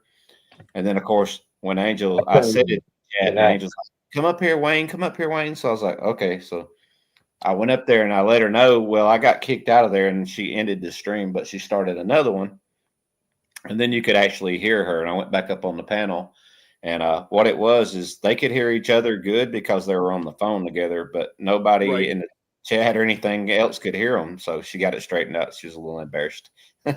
Gotcha. Well, hey, man, that's what I like about what I see so far with this. Is I've only been doing this for about 3 months, 4 months. You know, literally like live. I mean, I've done live streaming before, but I mean, not on YouTube. And I like that everybody tries to help each other out. I do like that, even though there's so many different views of opinion, but that's what helps each other learn from each other's opinion. You know, you pick stuff up and you go, I never thought of that. Yeah, I never thought of that. And to me, that's what it's all about, in my opinion. Me too. And especially with us, the ones that have smaller channels and don't have as many subs and people watching, we can help each other out quite a bit. Actually, we bounced some ideas off of each other today. Like, everybody don't have to pay for StreamYard. One person, everybody can pitch in, and one person can get that, and then they can come on and then share their stuff to their. You know what I mean? So I agree. We're finding ways around this stuff, y'all. Absolutely. We're gonna come up. We're gonna get big too. No doubt. Just a matter of. And I love this stream. I'm glad I found it. I had seen you a little bit before, actually. And, but it's hard to watch everybody, man. It is. Dude, he doesn't even know what he's talking about. Watched a couple of times, and then I seen this Chris guy on there, and I was like, I ain't watching. I knew that was coming. That's the best thing that ever happened to you. The absolute best. And then I seen how easy it was to make fun of him on panel today, so I was like, "Oh hell, I got to get up there on that panel." And you had lots of help. I did have lots and lots of help. See, Doug, they were teaming up on me, and you weren't there to help me. Neither was Doug. They left me alone. I know I wasn't. That's a good point. Maybe they're waiting until they absolutely need one, says Al. Until they absolutely one. Dennis says they can be expensive, and if you think you're going to be cleared by law enforcement, you're crazy. Then you're hiring them to prepare a defense that you won't need to use. That's true. I agree with that. Yeah, they probably consulted with a criminal lawyer, but they just haven't formally announced it yet. It'd be crazy if they hadn't. Right. Please hit the like and sub, everybody. Do me that favor, please, on everybody's channel. That's right. Saz says, how do you all know each other? Just like I just met We Investigate personally on the stream. Devil Dog 88 is my grand uncle, so I was Chris's grand uncle. What? Doug, he was my painter. Mm-hmm. Nice. No, seriously. Doug was really your painter? Doug is a painter. But no. He's a painter. Just found that out. He is a painter. You had me. I thought he was literally. No. It's just I had the painter too. People trying to click together. I know me and Chris just clicked from the very beginning.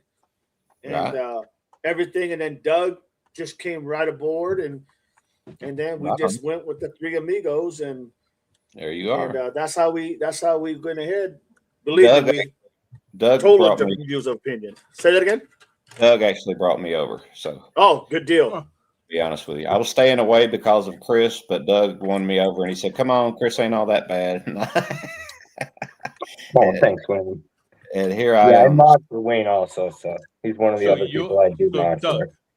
Yeah. You are the reason that this guy is here with us, Wayne. Yeah. This is thanks a lot. What am I doing?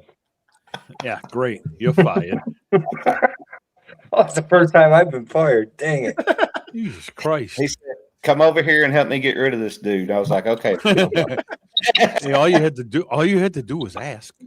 That is Right. fact, Marianne. We don't really know each other. We just put up with each other, no doubt. Marianne said, "Stop picking on Chris." That's the second time I've seen Marianne take up for you today. Marianne always takes up for Chris. Right. Yeah, At you do least have it. somebody does. Thank you very much, Marianne. I appreciate support. everything. One supporter. You should be proud. Mhm. When she starts picking on me, it's time to go. Right. I really- Time to hang up the headphones, buddy. Yep. Click them up. See you later. Right. You're right, Miss Barney. Miss Barney said Ellie's first words should have been, "We have to investigate the situation before we can give any information. We thank you for your patience." Absolutely. Mhm. And that's all I think. A lot of times, people think that they have. When I say people in law enforcement, it's usually your point of contact, who is your spokesperson, or it's your POI, as they call them, or it's the sheriff or the chief that says they want to get ahead of the game and they want to say what they want to say and not understand or not realize what they're saying is just going to ignite a lot of smoke. Right. And that's what you have to be careful with. But yeah, I mean, I don't know what's going to happen. And in a lot of these cases, we're just all waiting for results too. We've covered a lot of cases and we're waiting for toxicology reports. We're waiting for not forensics, but autopsies. We're waiting for we're waiting for anything. Always waiting on science. Always. Always. Every Well time. Every case, every time. 2C But, says, we went over the list of names too from Jackson. So there seems to be a trend of that same kind of bias in Jackson, Mississippi. So you can't forget that either. It's there. There's I mean, you can't a deny really it. long list of names. So That is true. But this is what I like. Tushi says, DD has the best drama-free chat. Everyone is great. And that's what we want, man. We don't want no drama. I just want to, have a conversation and see what we can learn from one another. Well, I had to bring a little drama in. Are you ready? Go ahead. You're the second DD. So there's two DDs now. There's DD, the hot DD. I can say that because I'm single. Oh, gotcha. And then there's that other Lucky girl. you. There's that other girl who streams. No, just kidding. So it's DD, Dirty Diana, and you as well. So we have two. Yep. Two DDs. I remember Phoebe telling me that. Mm-hmm. Yep. He said, DD, just so you know, there's already a DD here. So Right. If you're ever on her channel or you're ever on the board with her, you can't be DD. And Right. I'm like hell I can't. Well, they was telling me yesterday, DD's going to be live at 5, and I'm over there searching her channel for her to be live, and she's nowhere to be found. I'm like, well, y'all said she was going to be live at 5. I don't see her anywhere. Turns out it was you. yeah. Welcome in, Jacqueline. Welcome in. We could call you DED, like DED. No. You can call me what's that DD. commercial? You can call me Joe. You can call me Smo, but don't call me. Yeah. Right. I know what you're talking about. Don't call me late for dinner, and never That's call me. it. Yeah. Never call me collect because I'm not accepting the phone call. So yeah. Hell, Devil Dog is good for me. Right on. Have y'all? I know we're talking about different cases, so since we are, have y'all been Absolutely. following Sebastian Rogers' case very much? Honestly, that's one case I haven't really dabbled in. His dad, But is I know a actually- lot of the guys here have. Yeah, his dad is live on PLC. Right now. PLC. Nobody run off. We can get over there and watch that later. We can do it on replay. Nobody leave us for that. Oh, no worries. He's doing a second interview right now. I've been following that case. I actually have the FBI flyer. I don't know if I can drop it in your chat or not. Can I at least try? I Absolutely. can do it. I can do it, Lane. You're the man, dude. I appreciate No that. Doug. worries. And what he's going to show you there is you can actually send that over to Staples or a UPS store, something like that, and have them print those flyers out. And if you want to pass them out in your community to help the guy try to find his son, that'd be really cool. I told him I'd try to help out. So far, it's just been word of mouth and on streams is the only help I've been able to do so far. But I do plan on printing some out, taking some to my daughter. She's over there in Pretty Little Clues' chat and showing support. Okay. And so I'm gonna take some out there to Alabama, Oxford, Alabama. I'm gonna put some at the rest stop, and I plan on going to Tennessee myself at some point and seeing what mom and stepdad has to say. Maybe they want to talk to me a little bit. There you go. There you go. Oh. You just got to reach out, man. Worst they can say is no, right? That's exactly right. And This is the worst they can say is no. The best thing they can do is say, yeah, sure. if I go live from Tennessee, hopefully I could get everybody to turn the bell on and everything. Maybe you guys can watch me and send me some tips, maybe to my email or to my phone and tell me where you want me to go. Go over here and check with these people because they might know something about what happened to Sebastian and that kind of thing. And that would help me out. We can all be a part of it, Absolutely. That'd be real Yeah, cool. you got to get that Discord set up. Both of you. Yes, you're right. I do have to do that, Doug. I'm sorry. I'm almost 56 and I'm behind the times. It's okay. Well, I'm definitely past that, and I'm definitely behind the times. But Yeah. I'm not really handicapped. I can make it happen if I want to. I just haven't wanted Discord. So Yeah, I'm one of those guys, man. To just keep it simple. Keep Yeah. it simple. Yep. Just getting the channel started and getting live and doing live mobile is another adventure all of itself. And getting up on panels and these different things and learning how to maneuver my way through is it's been a little bit of a challenge. It ain't been as hard as I thought it might be though. But yeah, so now I'm back on X now, thanks to Captain Kevman. And Facebook, X, YouTube. I mean, now you're talking Discord, you're talking what else? Instagram, all this. I mean, it starts to get to be much. Like, whoa, that's too much. Well, hang on a second here. Bruce Davis says, Didi, what was my job? What was my job? Only thing I remember, Bruce, is that someone asked you and you said, what does it matter? It's none of your business. That's all I remember, my friend. Right. I think That's that's right. I think that's what you guys remember that, right? When somebody asked him, what do you do? And he said, I did. none of your business. It's not I think I about did me. do that. That's all I remember. I never asked. Right. Nope. I heard he raised chickens in Tucson. Did you, Bruce? His name is Taiwan Tucson, so he had to. He had to do that. I'm pretty sure that's what Bruce does. If anybody needs to know, we can put the rumors to bed now. He is not a call guy. He's not Deuce Bigelow. He's not RN either, just for the record. Miss Barney Yeah. says yes, or we will continue to investigate this further. But there do not appear to be any words where I'm having my deputies look for a specific weapon. Miss Barney, yes, or we continue to investigate this further, but there's appear to be. I'm not sure what that conversation is, Miss Barney. We continue to investigate, but there do not appear to be any wounds where I'm having my deputies look for a specific weapon. What? Yeah, I don't know. I'm trying to shed some light, Grayson. Analyze that, Doug. Yeah, right. What's up, guys? I'm just trying to make sense of Grayson, him and Miss Barney. trying to figure out where the heck it is. I'm trying to find it so I can read it. It's 7:44 timestamp. If you click on the comment, it'll pop up on the screen too. I don't know if you know that, though. Oh yeah. It took me a long time to figure that out.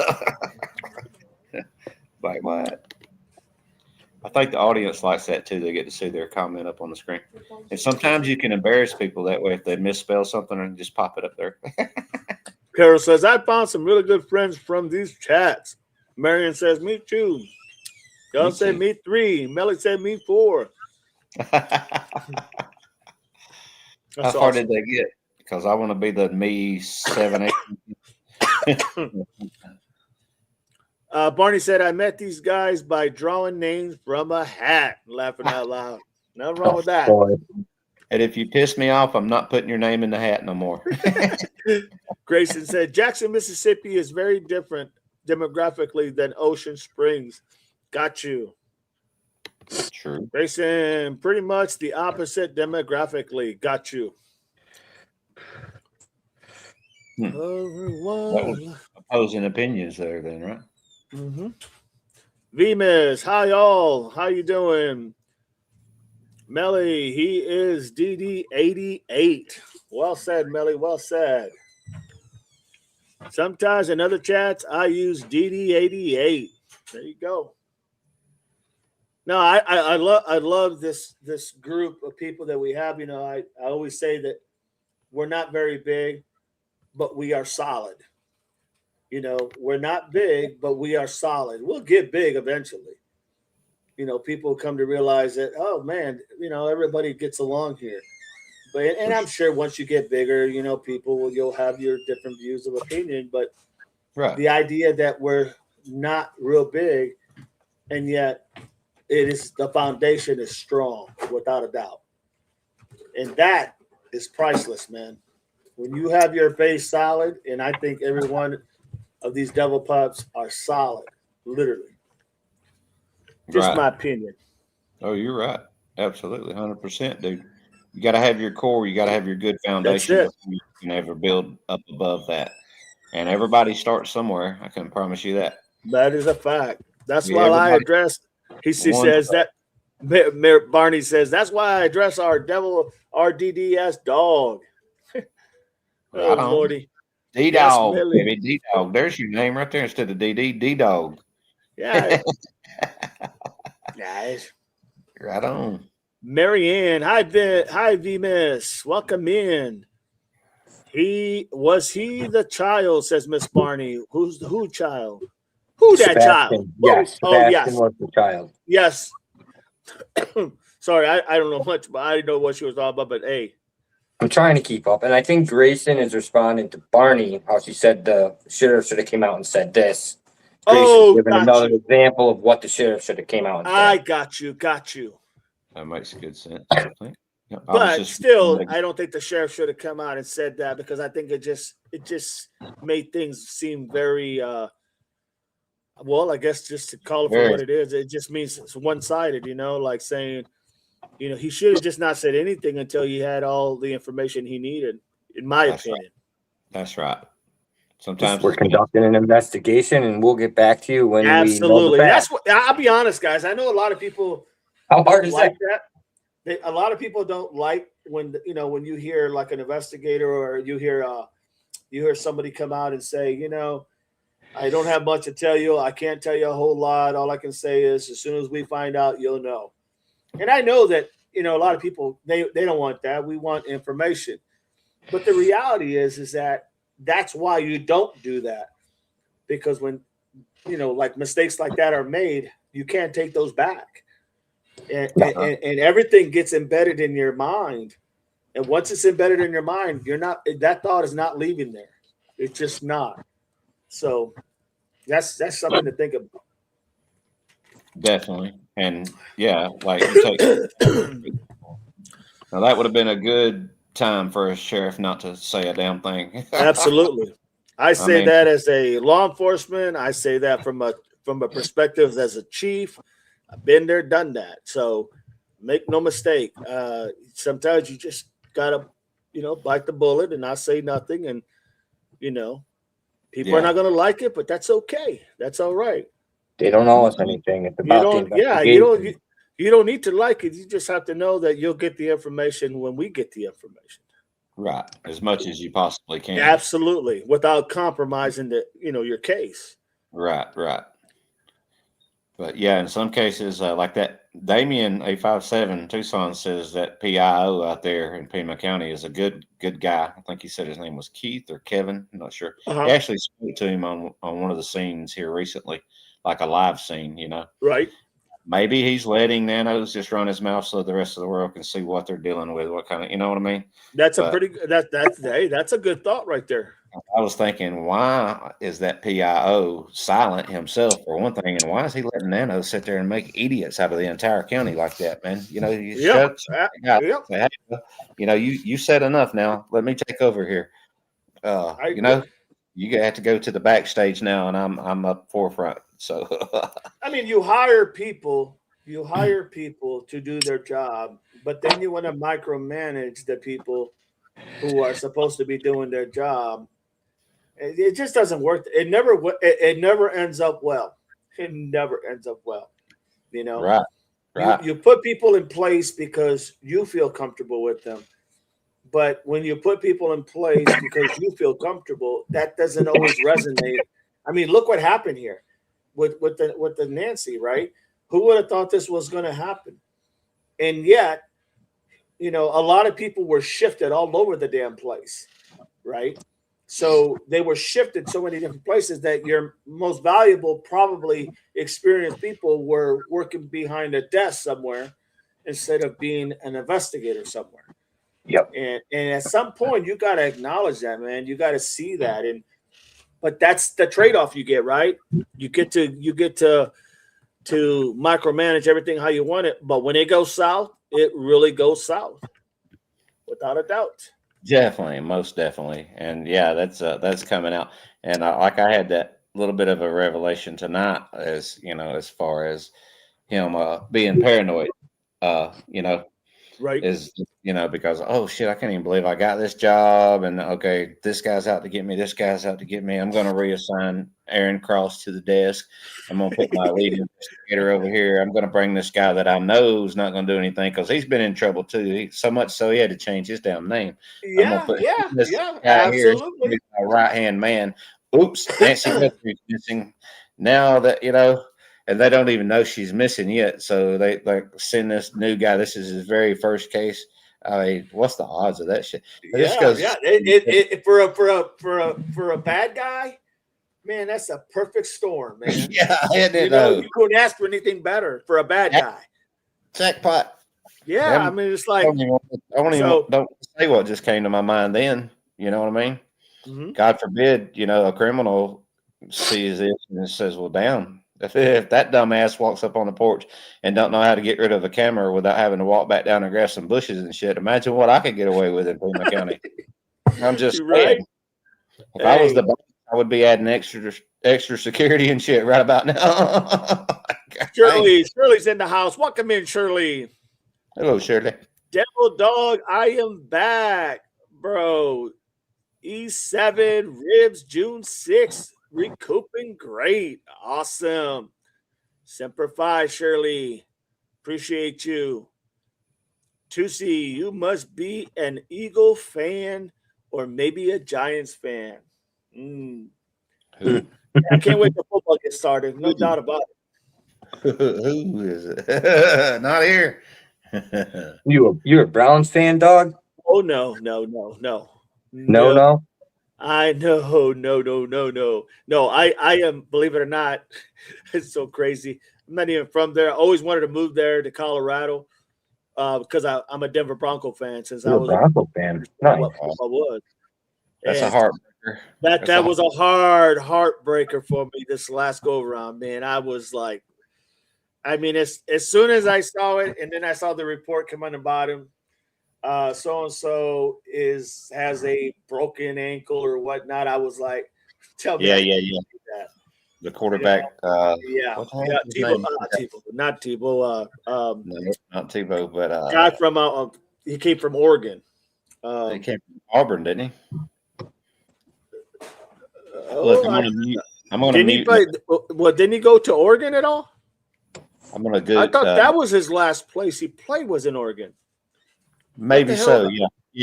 I think you're right. Because he transferred. Yeah, Because they had a really good team and they needed a quarterback.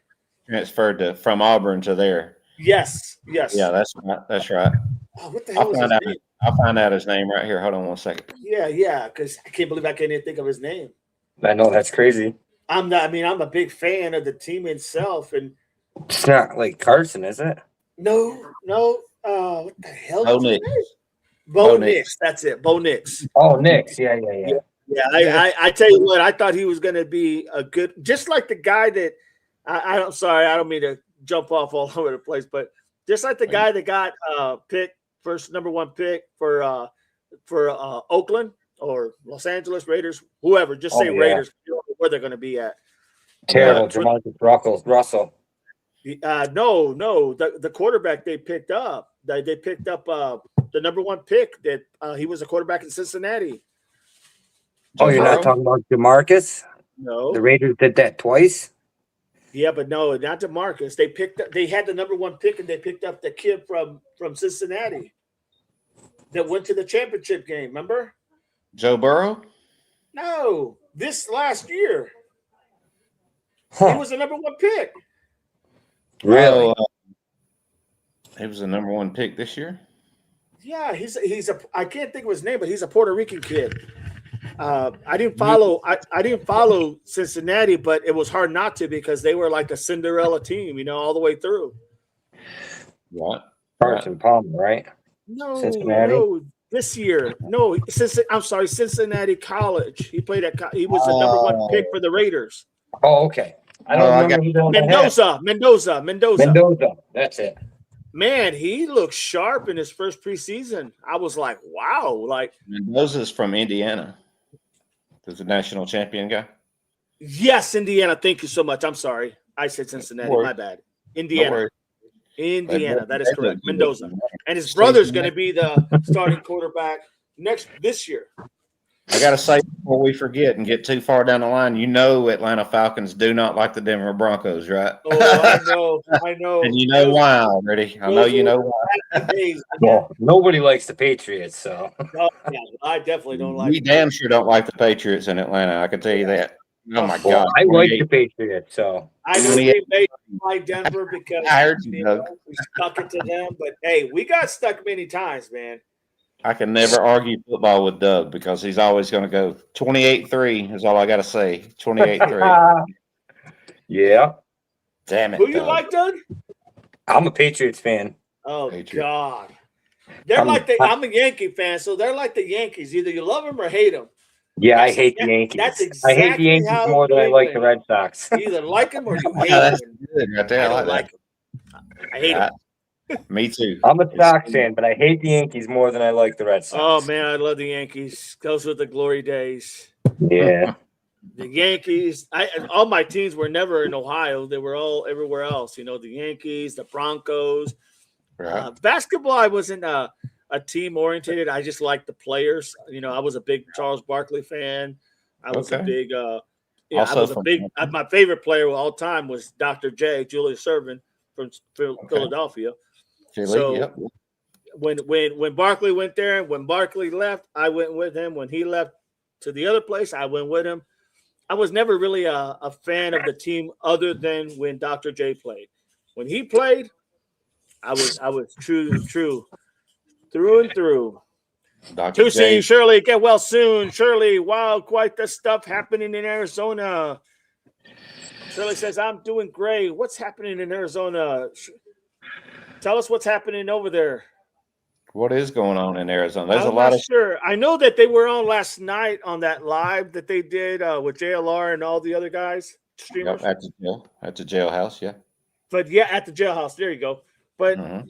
yeah, other than that, I'm not sure what the hell's going on in there, to be honest. No, I got to play catch up today. I know that JLR and Martin Short and all them out there pounding the pavement right now. Yeah, they are. I'll be going out there here shortly. Oh, okay, cool. I am. I'm going to be going out there probably towards the end of October. I got a quick shout out if you don't mind. My good friend. Go ahead. Put it out there.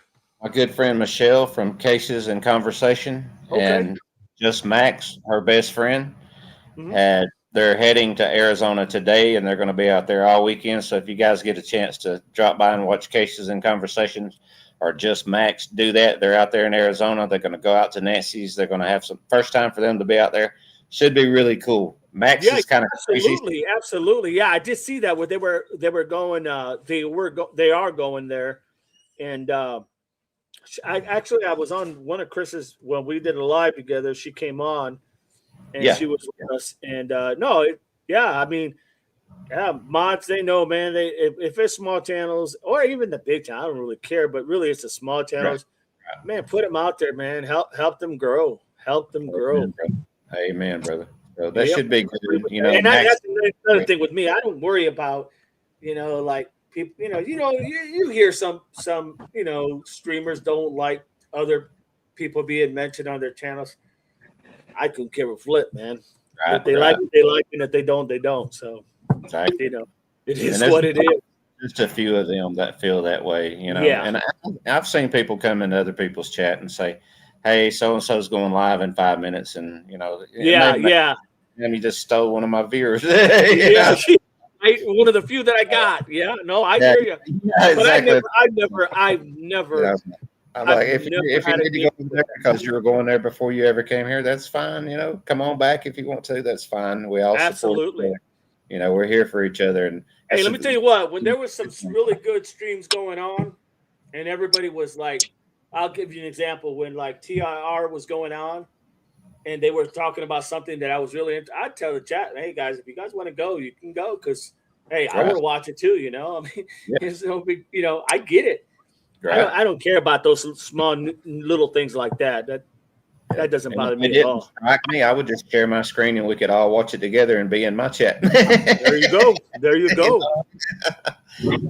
That's always Elaine Cahill. Hi, DD. So good to see you. And folks, welcome in, Elaine. Good to have you. Thank you for stopping by. Appreciate you as always. Ellie, hi, Elaine. Bruce, love you all, and I'm happy I met all of you, great friends and family. That's what this is, man. This is really a close knit on this channel. It's a close knit because everybody just respects everybody's opinion. Don't agree with everybody. Like I don't ever agree with Doug, but I tell you what, that's a smart man, man. That is a smart man, but I do agree with Doug a lot. I do. Me too. Chris, on the other hand, is a different story. I know, right? Yes, I'll stop picking on him, Marianne. I'll say before you do. How much he sounds like Howard Stern. I cannot believe it. If you close your eyes, man, you swear it's Howard Stern talking. Yeah, right. Right. and that's unique because Howard Stern was very unique. He still is unique as far as his like if you hear it, you go, yeah, that's who it is. So you saw the picture with the wig, right? With Chris with the dark wig with curly hair. And that makes him look like Howard Stern. He looks like him too. Yeah. He did show us on our live. He did. Well, Howard Stern should just hire him if he wants to go on vacation or something as a double. People wouldn't even know Howard Stern was gone. It was funny because Chris was also doing he did a lot of our pictures and stuff for like our chats and stuff. And it was funny because every time he would do his, he would look like 857 every time, And it's like, really? And every time I didn't want to say, yeah, he goes, man, why does it do this? I'm like, I don't know, dude, but you're Mark, man. You are Mark. And nothing bad with 857. I love 857. Don't have no problem with 857. He endorses us a lot. Yeah, me too. He's helped me quite a bit. Love the guy. He's just good guy. Does a good job. But it's always, Chris would always be like, why do I always look like? And he does, man. And when you look at him, you're like, dude, that looks like 857. That don't look like you. Yeah, he was showing those pictures today in Nikki's, and I was giving him all kind of different names like Tucson Chris or 857 Boston. So we're having a blast with that. But yeah, almost every picture he looked like 857. You're right. That's crazy. He really does. Bruce, we like you, man. We love you. You're good. You're on the team here, man. No doubt about it. Bruce, I just love it when people come here, because it's like you. It's like you right now. You come in here and you're like, and we've never met, and I've seen you on my chat before, you know, Right. and we never met. And I'm like, and then all of a sudden you're like, man, like this is really down to earth, like just, having a conversation, right? Yeah, And, absolutely. and to me, that's when people really see like who is this people? Who are this guy? What Right. is, and then you kind of find out, oh God, man, these guys are like chill. And I That's don't know what it about is, you, man. Devil, but that gives me the vibe like that makes me want to keep watching it. So when I first started watching it, I was like, hey, this is just a normal, regular, cool guy like with JLR or something like that. And then when you see people up on the panel relaxing and having a normal conversation, everything don't have to be so buttoned up tight. And let me show you my information. Some of the people are professionals, and I'm not knocking anybody. Right. Gives other people courage to say, I probably could get up there and do that. And Yeah. then all of a sudden, the next thing you know, somebody that you've seen in chat for maybe months now will pop up on the screen, and you get to see them for the first time, and that's exciting. Yeah. And they have a channel too, and you can go over there and give them some support. Absolutely, man. So- Absolutely. Like I'll be honest. love this. The other night I went on somebody's channel, and I said, "Hey, everybody, blah blah blah." No response. Then I said, "Hey, Devil Pups, welcome in, everybody. Appreciate all you Devil. I always do that because that's what I call my chat, Devil Pups. I like And that. I'm dude. like, That's it's a Marine Corps thing, and awesome so play. I'm like, "Hey, Devil Pups, good to see you all." And then I sent a couple of little trinkets, those little gift things, nothing. Sent a couple of more, nothing. And then I Right. thought, this is why I did my own thing, right. because that's what people miss is that they're just a number. In a lot of cases, they're just a number. They're not someone you can honestly relate to or talk to. Right. And so that's why I think a lot of people, the people that come here, that's why they come here is because they know I'm going to read it. Like if I don't have a panel, man, I'd read everything they say, and they like that because at least they're being heard. But a lot of these bigger channels, man, it's just like, I'm honestly, I'm not knocking any channel, but the bigger channels seem to, if you're not in with Flint, you're just, it's hard to get that traction. So then it's like, well, hell, I'll just do my own thing. And, Right. and if you're doing crime and you've been in law enforcement and you're doing crime and you've been at the top of your peak of what you do, Right. dude, it's gravy. This is gravy, Absolutely. So Absolutely. I love it. I love it. Man. And they should be having you on their show a lot more often. And I told all my mods, they go, hey, you want to get on so and so's show, or hey, you want to? I'm like, guys, hook it up. You guys hook it up. Don't matter. Let's do it. Right. And but here's the thing, man. I tell you, the guys, the core that we built here, and like the guys that are regulars on the panel, like Chris and Doug. Everybody loves them, man. Everybody loves them. They do a great job, and so for us, it's like it's just a well-oiled machine, Right. And we all have different backgrounds, different things, I love But, I love it. I love it. Yeah, I love Doug, but not the other guy so much.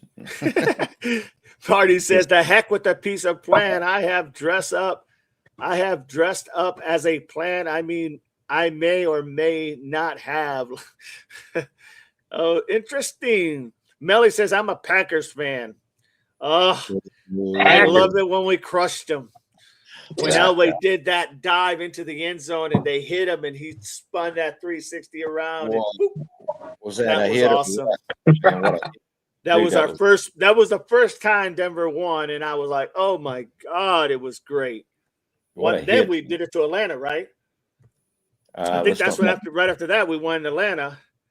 The Super Bowl. Yeah, loved it, man. I waited forever. I mean, I was waiting for when Craig Morton was quarterback, back in the day, man. I was waiting for that guy to do something, and Man, Dallas would always have my number. Our defensive player of the year and the Walter Payton Award winner, Eugene Robinson, decided to go out and smoke crack and be with hookers the night before the Super Bowl. I'm like, bro, Only in Atlanta do you get some shit like that going on. Yes, You know what I yes, mean? yes. No, no.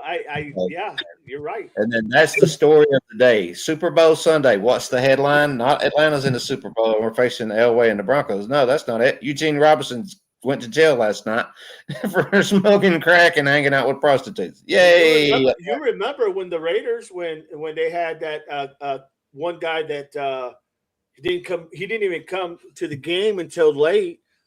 They didn't even know where he was at. He was a starter. Remember that? He was a starter. I do.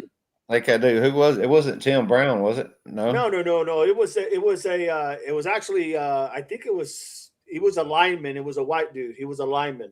Howie Long? Not Howie Long. No. Howie would have never done that. But I know. No.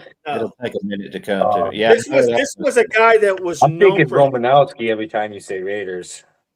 No, Romanowski used to be at Denver too, and used to be a 49er, but Hey, he no. was a dirty he was a dirty player. Mhm. But you love him when they're on your team. You hate him when they're playing against him. Right. Oh, yeah. Absolutely. Absolutely. We had Aaron Hernandez, so I think the guy you all beat. Well, that's true. Who's that? That's true. Aaron Aaron Hernandez. Hernandez. Oh, well, yeah, bud. I mean, The other liver. can't touch that guy. That's for sure. That's you got that. You got that sealed up, my friend. Yeah. New England wins again. Imagine that. Imagine that. Carol says, I'm a Browns and Ohio State fan. Like, let me tell you, a lot of my family members were Browns fans. That's why Look I at couldn't be a me. Browns fan, because they were all Browns fans. And I thought, oh no, there's 19 of us, man. There's 12 boys, so everybody got to have their own team, right? Is that just how it works? But yeah, I've been to the Browns several times. When I'm not rooting for Denver, that's who I'm rooting for. The Browns. Oh, Nick played in Oregon. Yes, he did. Yes, he did, Bruce. I forgot all about that, actually. But Yeah, you think Denver? My brain always goes Terrell Davis. He was one of the best. Oh God, Terrell Davis was a class act, man. He was nasty. Yeah, I didn't even like him, but he was so good. So I wish he never had migraines. That poor guy. Where did Terrell Davis play college at, Doug? Huh? Where did Terrell Davis play college at? I think Georgia.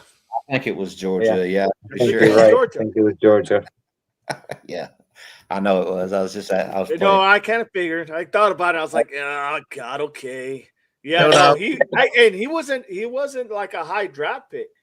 He made himself into the superstar that he was. Right. Because he was like picked like towards not he was picked in the first round, but like down a ways. Right. And that man was just, which is pretty common for running backs these days. Thanks, man. Yeah. We got the running back now for real in Atlanta. We got the guy, y'all. You know the boy from Texas, highest paid running back in the NFL history. What's his name, Doug? Damn. I'm trying to think. Me too. His name's slipping my mind. Bijan Robinson. There it is. Bijan Robinson. Yes, I remember him. Yep, from Texas. He went there, huh? He went to Atlanta? Yeah. He's our number one running back, highest paid running back in NFL history. He's the real shit, y'all. Really? Believe that. Oh, yeah, he's the real deal. The things about running backs, man, they're great, and they're obviously they're the difference maker. Not as big as the quarterbacks. The quarterbacks really obviously is the head of the team, but the running backs are solid. Like they're a big part. But the problem with running backs, a lot of them just don't last that long for the beating that they take, right? Yeah. And they're taking beatings all the way from growing as Pop Warner, going all the way up to high school and junior high or junior high and high school, and then going to college. They take a lot of beating, man, running backs. So They don't last. A lot of them don't last. I mean, if you get a guy that lasts 7 years, you've done well. Yeah, but usually you'll see a lot of them that after the third, fourth year, they're already slowing down. Yep. Then you see somebody like Jerome Bettis, 300-pound ox that just seems to just keep rolling year after year after year. Of course, he's retired, obviously, but I'm just saying he played a lot of years with the Rams and Pittsburgh. That man, and he was a beast. A lot of years. They don't make them like they used to. Corey Dillon. No, Corey Dillon. Another one. You go back to like Remember Earl Campbell? Oh yeah. That Yeah. guy, I'm telling you, was probably one of the that'd be one of the nastiest persons you had to take down because that guy was huge, fast, but That would what he suck. last like 4 or 5 years. Everybody kept, they fed him the ball. Houston fed him the ball constantly, right? The Oilers, they kept feeding the ball. Well, dude, if everybody knows you're getting the ball, you're going to take a beating. And even then, he still put up some great numbers, But then eventually it just caught up to him. Sorry, Chad. I know we're getting off on topic here. We're in football land. Melly says, Carol, I have the Ohio State t-shirt. My brother got me into Ohio State. He's a huge fan. Yeah, Ohio State, I'll tell you what. I'm a Penn State fan. Okay. I'll just be straight honest. I'm a Penn State fan. Always been a Penn State fan. Right. But I tell you what, Ohio State has got a damn good program. Oh yeah. And you're seeing now what's happening to even Jimbo. You see how he's kind of dropped off because now you have all these. They did that where players could go to different colleges. They're transferring. Now, man, you can get little small schools that end up just, become competitive and they can beat you at any given moment. Absolutely. That's why Saban quit because he couldn't cheat no more. Yeah, no doubt. That's exactly why. I'm out of here. I'm going to retire as a winner before I start losing. Yeah. It's why you didn't make it in the NFL, Nick Saban. Sorry for the Alabama fans in the chat. I know they get very offended, but it is what it is. I've never really been a big Saban fan, to be honest. I've never been a Saban fan. Right. He sucked it, man. But at some of these powerhouses, I think that, it hurt a lot of schools, but I tell you what, man, it did make the playing field a lot easier. Indiana had like 27 people transferred the year they won last year, the year before when they won, or was it last year? Last year when they won, they had 27 people. Their whole starting offense was like all new people, right? And follow that coach from the other team. Yeah, and that coach, and I remember them asking the coach. They said, what do you think? Do you think you can keep this when they were winning? He was like, well, you think they can keep this? Can you keep this going? And then because he came from a smaller school, I think like a small division college. And he said, just look at my numbers. We'll be there, and every time they'd ask him, hey, you think you can keep this going? He's like, just look at my numbers. Look at everywhere I went. I never lost he said, how'd he say? He said, look at where I've been. I've always won a heck of a lot more than I've lost. Right. Like he had like a 90-some%. Because he was at smaller colleges, but he was like cleaning house.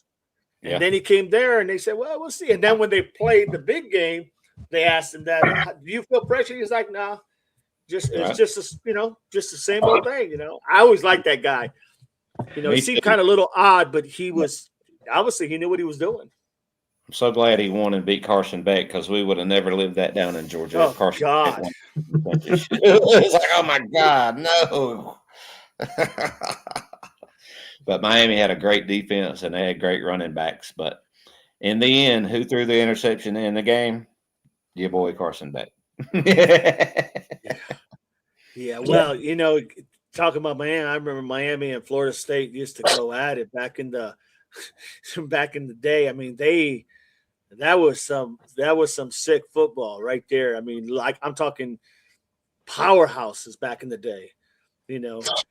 It was just amazing to watch. I remember those games. I remember watching those games. Me too. The best one I think I might have ever seen was between Miami Hurricanes and Ohio State Buckeyes. And yeah, yeah. Man, that was a great game, dude. I was like, and I don't even care for either team, but I mean, I love that game. That was awesome. That game was an awesome game, and you still had like Miami going, hey, you remember when they called the penalty or something, and they got the ball back down in the goal line, and then they scored on I think it was like the second to the last play of the game, and Miami was so ticked off because they were like, hey, screaming bloody murder, but right. No, dude, no, yeah.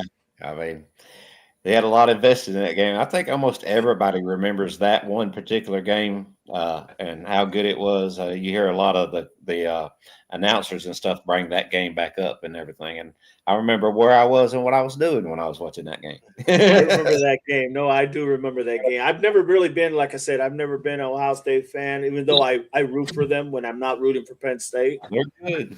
I'm rooting for them. But I tell you what, man, they got a good program. They got a great program. Yeah, you're not going to knock them there. Sorry if there's any Michigan fans in here. Yeah, Michigan, man. That's a whole nother topic. Yeah.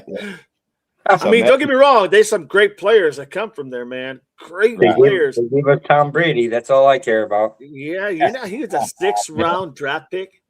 I bet it is. He was a 6th round draft pick. Almost dropped to the 7th round, which is the last round. Imagine that. Think about that. Crazy. That guy, hey, kudos. I'll give him kudos. I mean, Bill Belichick had him on the right system. That's for sure. Yeah. But I didn't like how they did Drew Brees. Not Drew Brees. Bledsoe. I did not like how they did I like Bledsoe, and I didn't like how they did Bledsoe, man. They screwed him over pretty damn good. Exactly. My opinion. Yeah. Mine too. That was horrible, man. It was about winning, though. Bledsoe was tough, man. He reminded me a lot of like Elway. Big body, you know. Yeah. Elway could run, Bledsoe couldn't run, but man, God, he had an arm. He had a rocket, and he had accuracy. I got a brain too. Yeah. Guy was, I mean, yeah. I didn't like what they did on that one, but Me either. There's no loyalty in NFL anymore anyway. So no, it's about winning games. Yeah. Unless you count the loyalty to losing in Atlanta. I'm sorry. Hey, don't get me wrong, man. Atlanta had their heyday. They really did. They had a super team, man. Just get our quarterback situation right, and why that's what's been hurting them. It's killing us, man. That's what they've been hurting them. And don't get me wrong, I've seen it with Denver too, man. Ever since when Elway retired, and then we got Tennessee boy Manning. When we brought Manning in, and then he won, and ever since he left, my God, every year I'm screaming like out of my lungs, dude. I'm like, are you kidding me? Like, they're having these better than me, but they're having like people that I'm like, how did you become a starter, dude? Like, and I always followed the preseason. I always followed all this stuff. So for me, I'm like, I just couldn't see it, you know? And then when I saw, I actually, believe it or not, I actually did like Tebow, even though he didn't have accuracy. I just felt like he was like one of them new double, triple threat type of player. He had toughness, though. He had tough. Oh, without a doubt, could have been a line. Could have played anything. Yeah, people was a beast. Could have played anything. Atlanta had big. But I remember the game that they beat Pittsburgh in the playoffs. Remember that? In the beginning, Matt Ryan was a great quarterback. Now he's our general manager. Can you believe that? Yeah. He's the equipment manager. That dude had a freaking rocket of an arm. Yeah. Yep. When I saw Bo Nix, the only thing I was kind of hesitant, like, getting behind was because he was 27 when he came out of college. Right. And I thought, because of the COVID and all those extra years. Yep. And I thought, oh man, like this guy's not going. But I tell you what, that guy is strong, man. He's like another Tebow with accuracy. And I didn't like him because he was with Auburn, and we got a big, Georgia thing, man. We hate each other's guts. But then he went to Oregon, and I was like, maybe he ain't that bad. But I still like cheered against him and stuff. He crushed it. I didn't like Oregon because, well, it's like anything, right? If the team is so overpowering everybody, you got to root for the underdog, right? I mean, most people do anyway. It's your team. Unless it's your team, you're going to root for the underdog. Yeah, then you want them to dominate every year. And that's what I saw. I can relate to that. I can. I don't root for the underdog, though, usually. Bo Nix won me some money, y'all, like in prize picks, and you pick, you're going to have yards and that kind of thing. So the Yep. NFL hadn't bought into him and everything. So I was like, "Yep, over 185 yards today. Better believe that." Boom, boom, boom, boom. I was like, "Okay, Bud Nix, I like you now. I love you, man."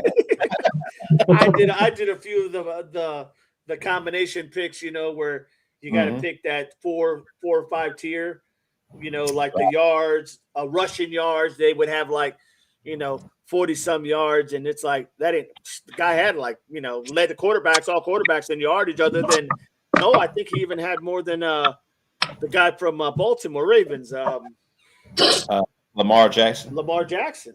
Yeah, Because he slowed down too after he got injured pretty frequently. it happens to almost every mobile quarterback. They It learn. really does. It really Yeah. does. Jesse Tuggle hit Randall Cunningham so hard that he started making cabinets the next year. He's not. That's Oh a true Lord, story, by the way. That's a true story. I believe it.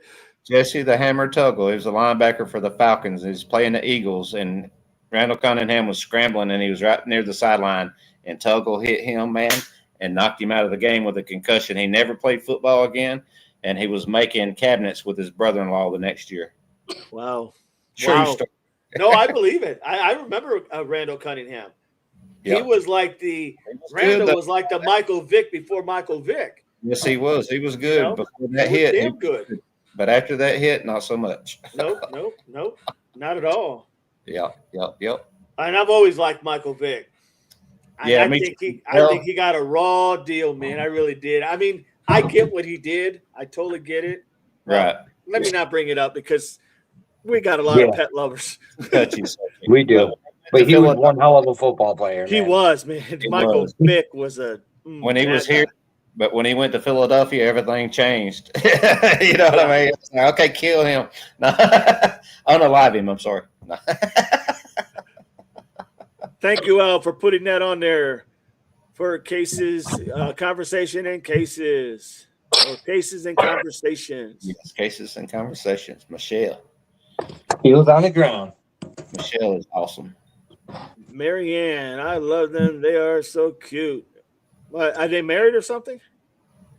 No, he's actually that's her guy friend, but he's gay, so they gel good together, and he hangs out with her. Man, he's so cool. I see some of it. I seen some of it. I think it was the clips that they were doing, short clips, because they were getting ready to go. He'll put on her heels, Arizona. he'll put on a friggin' wig, or he'll play the ukulele and sing happy birthday to something. Man, Max is so friggin' cool, dude. Oh, And wow.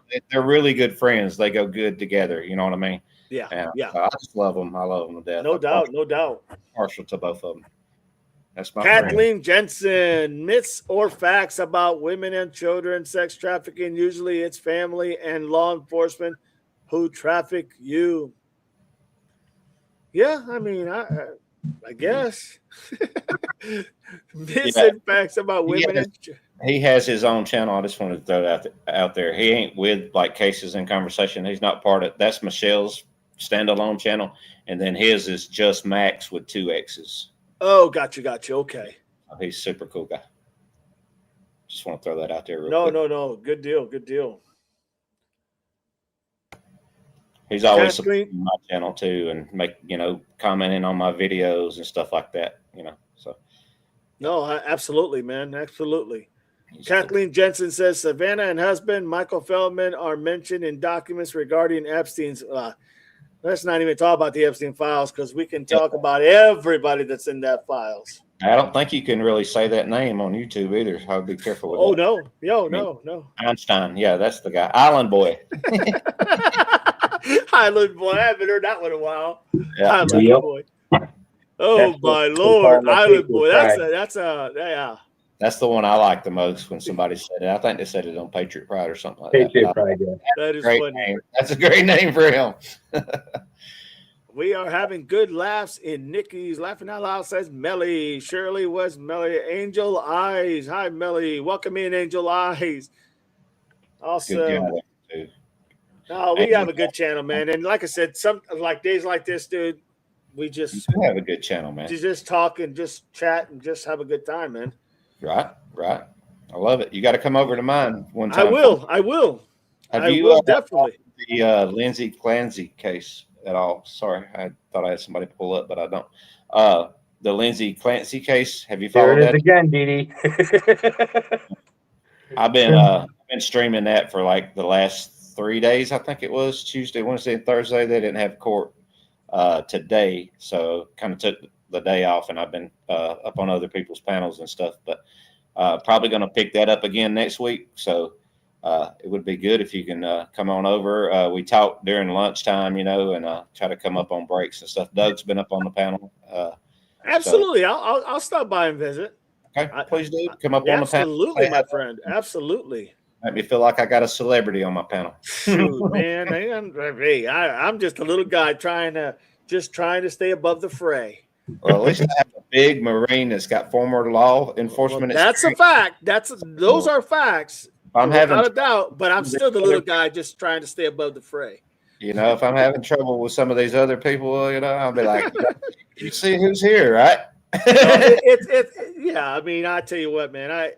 This is just awesome. I'm glad I used to do TikTok a little bit, and then I just I didn't like the direction of where it was going. Not my channel, but I didn't like the direction where it was all with the platform with everything being done.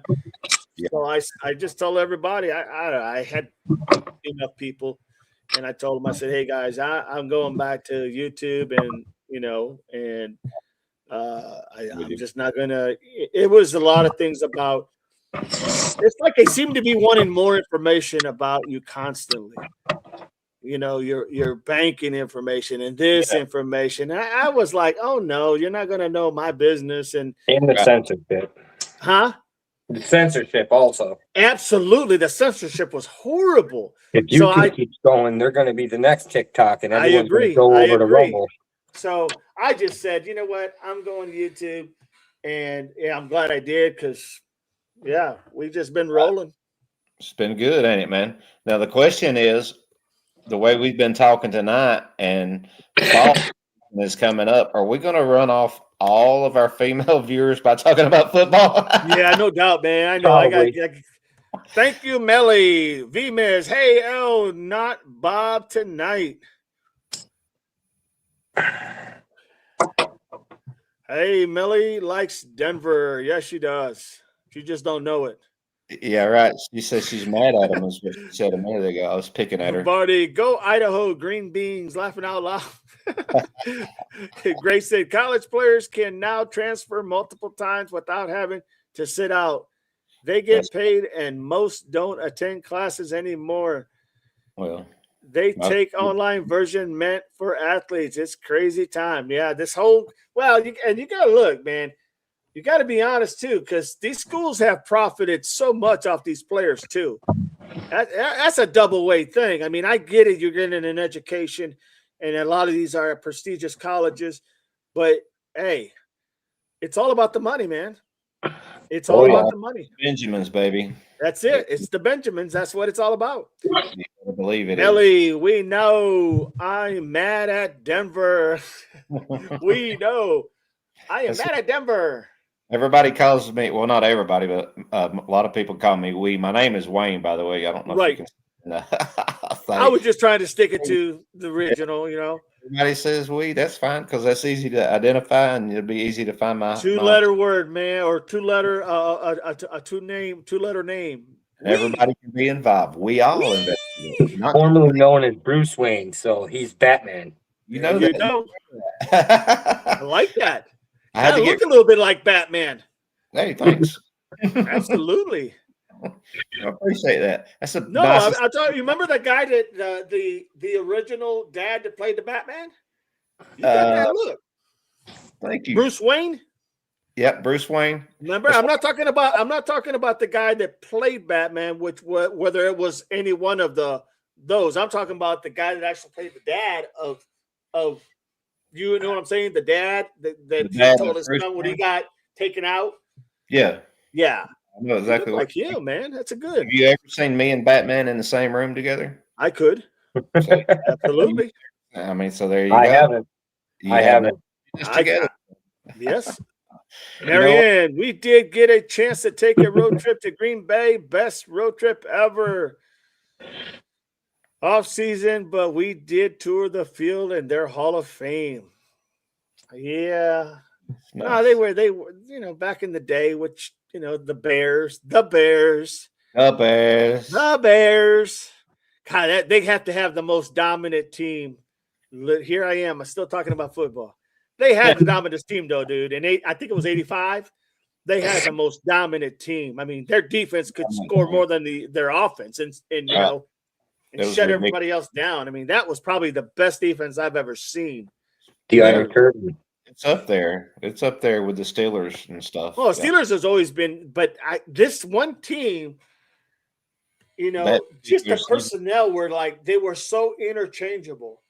Right. And they didn't have to blitz. The front four was they were just beasts. Dominating. Man. I mean, dominating to the point where it's just like, and when you're like that and you can get inside and put that pressure on, you don't have to have extra people rushing, blitzing. Right. My God. I mean, it's just a matter of time. Should we get the trophy now or wait for the end of the season, Right. What a team! What happened? But I'm not a Bears fan, but hey, I got to get credit with credit's due, man. They were amazing. I married a girl from Chicago, and is that right? Oh yeah, we got divorced after 3.5 years. Hope she's not watching. I love you, God push.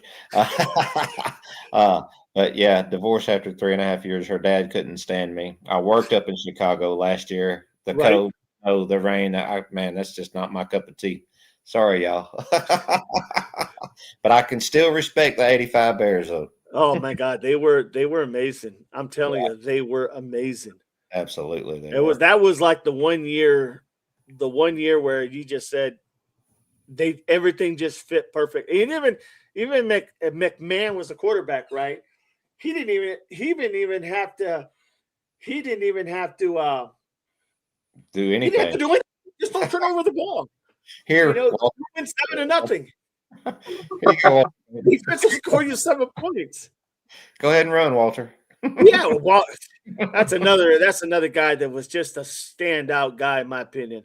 All he had to do was manage the game. He didn't have to do anything. That's it.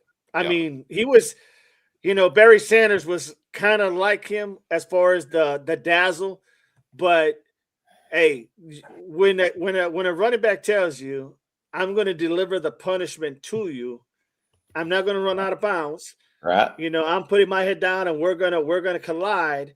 I mean, hey, you got to give him props, man. And he did it for a long time. Very well did it for a long time, didn't he? Yeah, I like a running back like that. Yeah. Those are one of the few that last so long. Right. Don't stop 1 yard short of the first down marker. Yeah. I'm going to be so mad. That happens so many times, man. That drives me nuts. 1 yard to go. Especially when you need to score. Yeah. And you need to score to win. To win your party or whatnot. And next thing you know, they stop and you're like, really, dude? Like, dude, you're right there. How many times you see it, and then the next play is a false start. So instead of being 2nd and 1, it's 2nd and 6, and then you have a holding call or whatever. Now you got 3rd and 16, to where if you would have just got that 1 freaking yard right there, dude. That is fact. That is a fact. Different football for you. Yep. No doubt.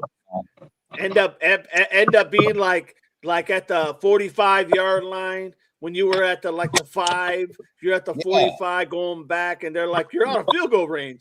Right. Exactly. Are you kidding me? All I needed was 2 points. Yeah, Atlanta knows something about being in field goal range and then taking a damn sack. You know what I mean? It's Freeman not getting a block, and then Matt Ryan's on the ground. Now we're out of field goal range. 1 field goal would have won the freaking Super Bowl, y'all. I do remember Matt Rippon was playing there. Yeah. Or was it Matt or Mark?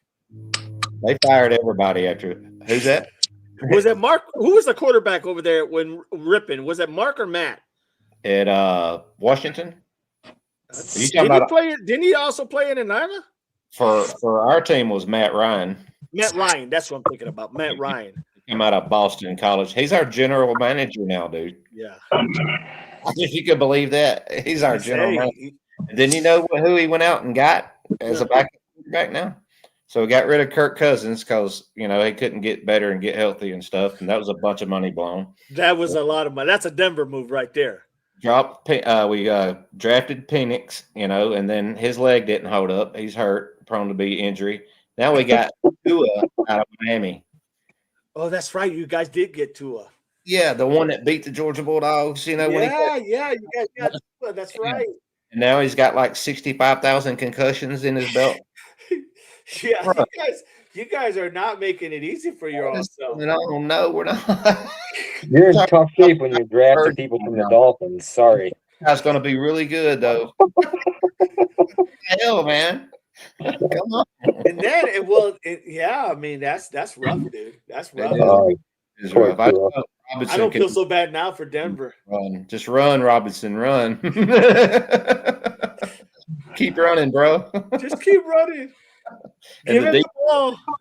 Yeah, I hope the defense can come along too. But we've already had some problems with one of our guys beating the shit out of a girl he was stalking and all that. So we'll see. Carol Burton says, "Now I'm mad, DD. I know. Hey, I root for Cleveland when they're not playing Denver. But when they're playing Denver, sorry. And I root for Ohio State when they're not playing Penn State. I really do. I really, truly do. And yeah, Penn State, man, that Saquon Barkley was a stud. Saquon Barkley was a stud. Was you rooting for Ohio State when they were playing Georgia and they missed that field goal? The guy hadn't missed a field goal all season, and then he just God. Yeah. Stage left. There was no doubt he missed it like the minute he kicked it. As soon as he kicked it, yeah. It was a no-brainer. It was like, really, dude? Like, I mean, give me a little bit of hope. Right. I mean, you can only turn your head so much when you're like trying to move the ball over, right? You're like, you should have just dropped your head. You just jumped on the ground and looked at it from the ground. Right? Yeah, exactly. Just go to the locker room after that. Don't even go. Yeah, we don't want to see you, man. Yeah, just turn to the locker room, hit the shower, get the hell out of the stadium. Well, they'll say, remember Vinatieri? They would go, he was the best field goal kicker, and then he goes up there towards the end of his career and he misses the field goals, and you're like, and you need that to win. Right. You need it because you have a point spread or something that you're going to need those points. Right. And he misses, and you're like, really, dude? How is this possible? Hasn't missed all year. That's the jinx. Yeah. Minnesota had the same thing against the Falcons, and that's how we wound up going to the Super Bowl. Was it Morton Anderson or Gary? Morton Anderson. And he hadn't missed a field goal all year. NFC Championship game. Here it is. We go to the Super Bowl. You make this. You haven't missed a kick yet. Boom, you missed the kick. Like, what the hell? They were like Denver. They went all them times, 4 times, and they couldn't win. The Purple People Eaters. Yeah, man. Yeah, they were dominant. Imagine being a Buffalo Bills fan. Oh my God, yeah. Poor Jim Kelly and even who was that running back? Thurman Thomas. Thurman Thomas. Thank you. Where did he go to college? I did feel sorry for them, dude. I really did, because right. I mean, they looked like they were gonna. They probably were the best team that never won the Super Bowl. Exactly that, man. Aikman, Smith, and Urban, Smith and Urban just destroyed them every time. Yeah, it's just like, what happened? That is so sad. And I love Jim Kelly. I just always loved Jim Kelly. Yeah. I mean, it's hard for me to like anything from New York. I'm sorry. It's just the way it is, being from Georgia. But I mean, I was like, damn, Buffalo, come on. I feel so bad for you. I was praying Josh Allen gets to go to the Super Bowl and give them one. Just give it to him, for God's sake. Why? So he can choke again and freaking destroy him one more time? Right. It's going to happen. I would like to think Quentin says, I think Roy Riegel should be in the Hall of Fame. I'm not sure I know who Roy Riegels is. Me neither. I've never heard that name. I haven't heard that name either. That's what I said, Roy Riegels. I never heard that name. I mean, I know football, and I can tell you, I ain't never heard that name. I haven't either. Well done, Al. Well done. Just put your channel on there. Literally, make sure you subscribe to We Investigate. Thank you, man. Appreciate that. Absolutely. Make sure you subscribe. Analyze Doug the same way. Subscribe to Analyze Doug. I prefer Chris is not here. Chris just left out of the blue. He did and stayed gone. That Chinese Yeah, he was did. with him. Please don't forget to like and hit subscribe. No, I kind of like Fridays, honestly, because I know it's going to be just talk about anything. Hello, Right. mods, like football talk. Yes, John is in the house. Nice. Heels hair 84 down. Bears, great D. Oh, yeah, thank you. It was the 84 Bears. Yeah, greatest defense I've ever seen, literally, in my opinion. The true nickel. I Miss- remember. Yeah. Mrs. Barney said it was nice to meet me, and I said, thank you, Mrs. Barney, in the chat. Nice to meet you too. And she says, Wayne, it's Barney. Please, thank you. So nice to meet you, Barney. Yeah, we've had Barney on the chat too. We had her on the panel. She done Okay. well. Well, it's very nice to meet her, and I don't want to get in any trouble over here. So No. I'll South call Carolina you. has beaten Ohio State in 2 bowl games. Just saying. I Well- know, but really, South Carolina, really? Who is that? I mean, They- really, Clinton? South Carolina? I mean, I get it. They beat him, but really? We like a little chicken here in Georgia twice a year.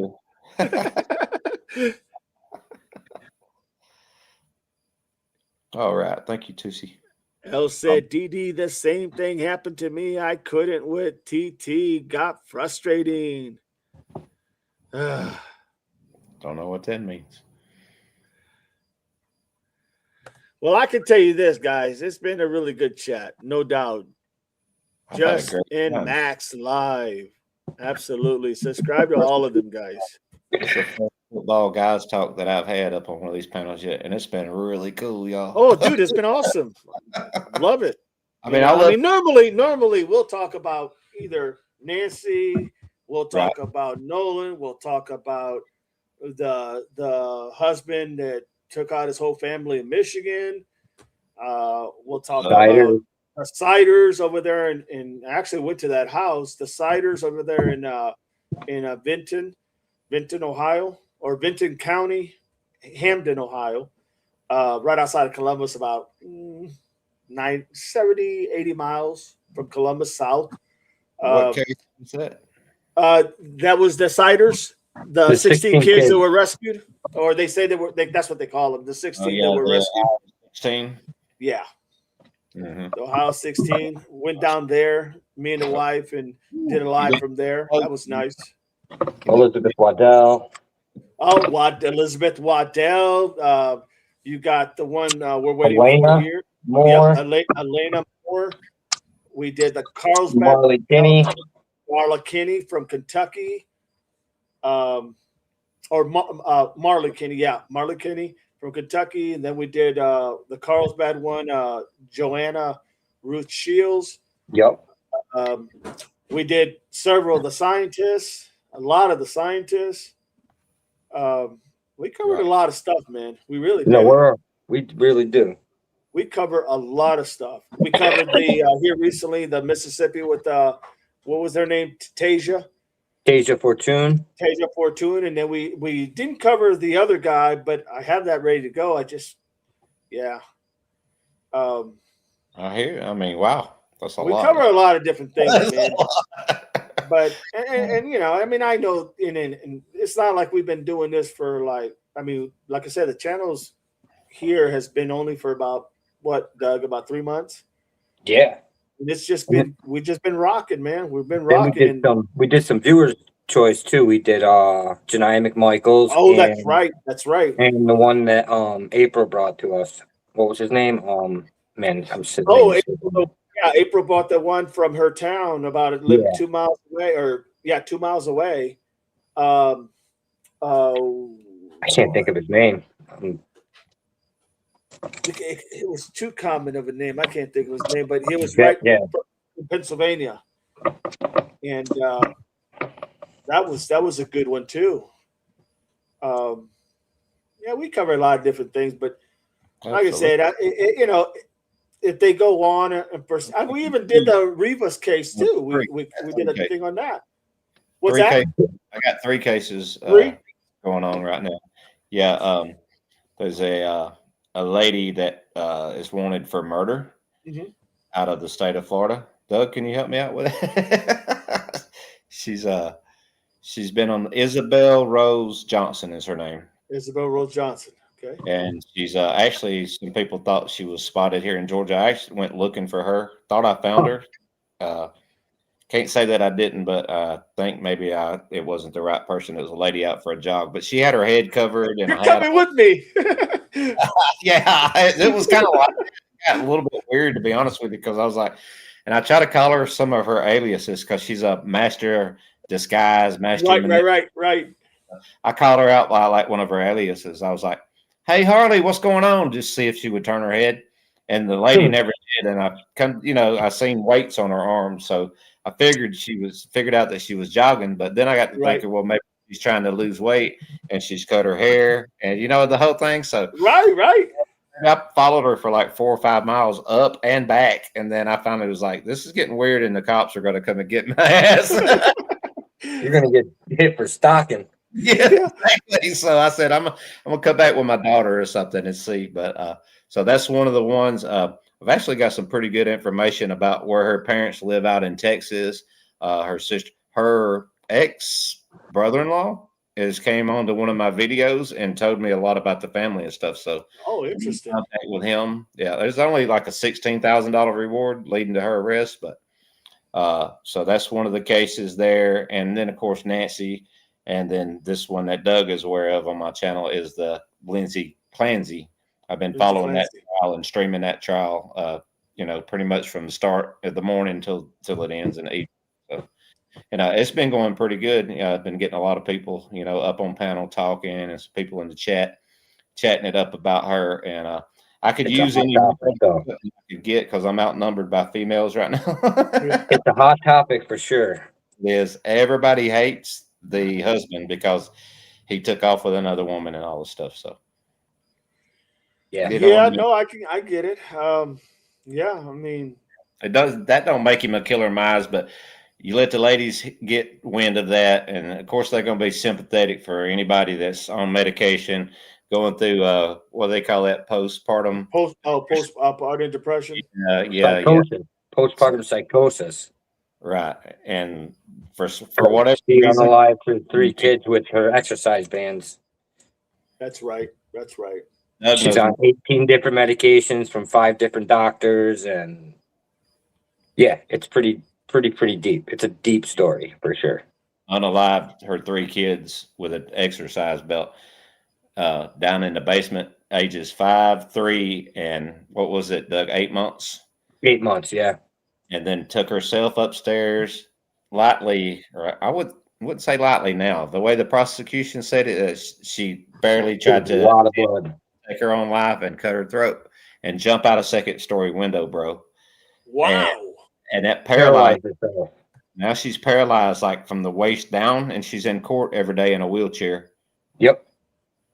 You have to look at that, dog. That's a crazy. I know. I need to, but man, I tell you what, some of these cases. Man, I mean, some of these cases, they're rough because some of these.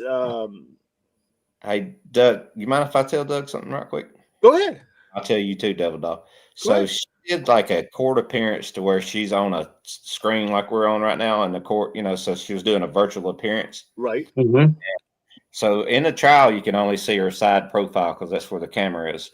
But in this particular interview, she was looking dead straight at the camera and talking to the judge, and the judge was talking to her.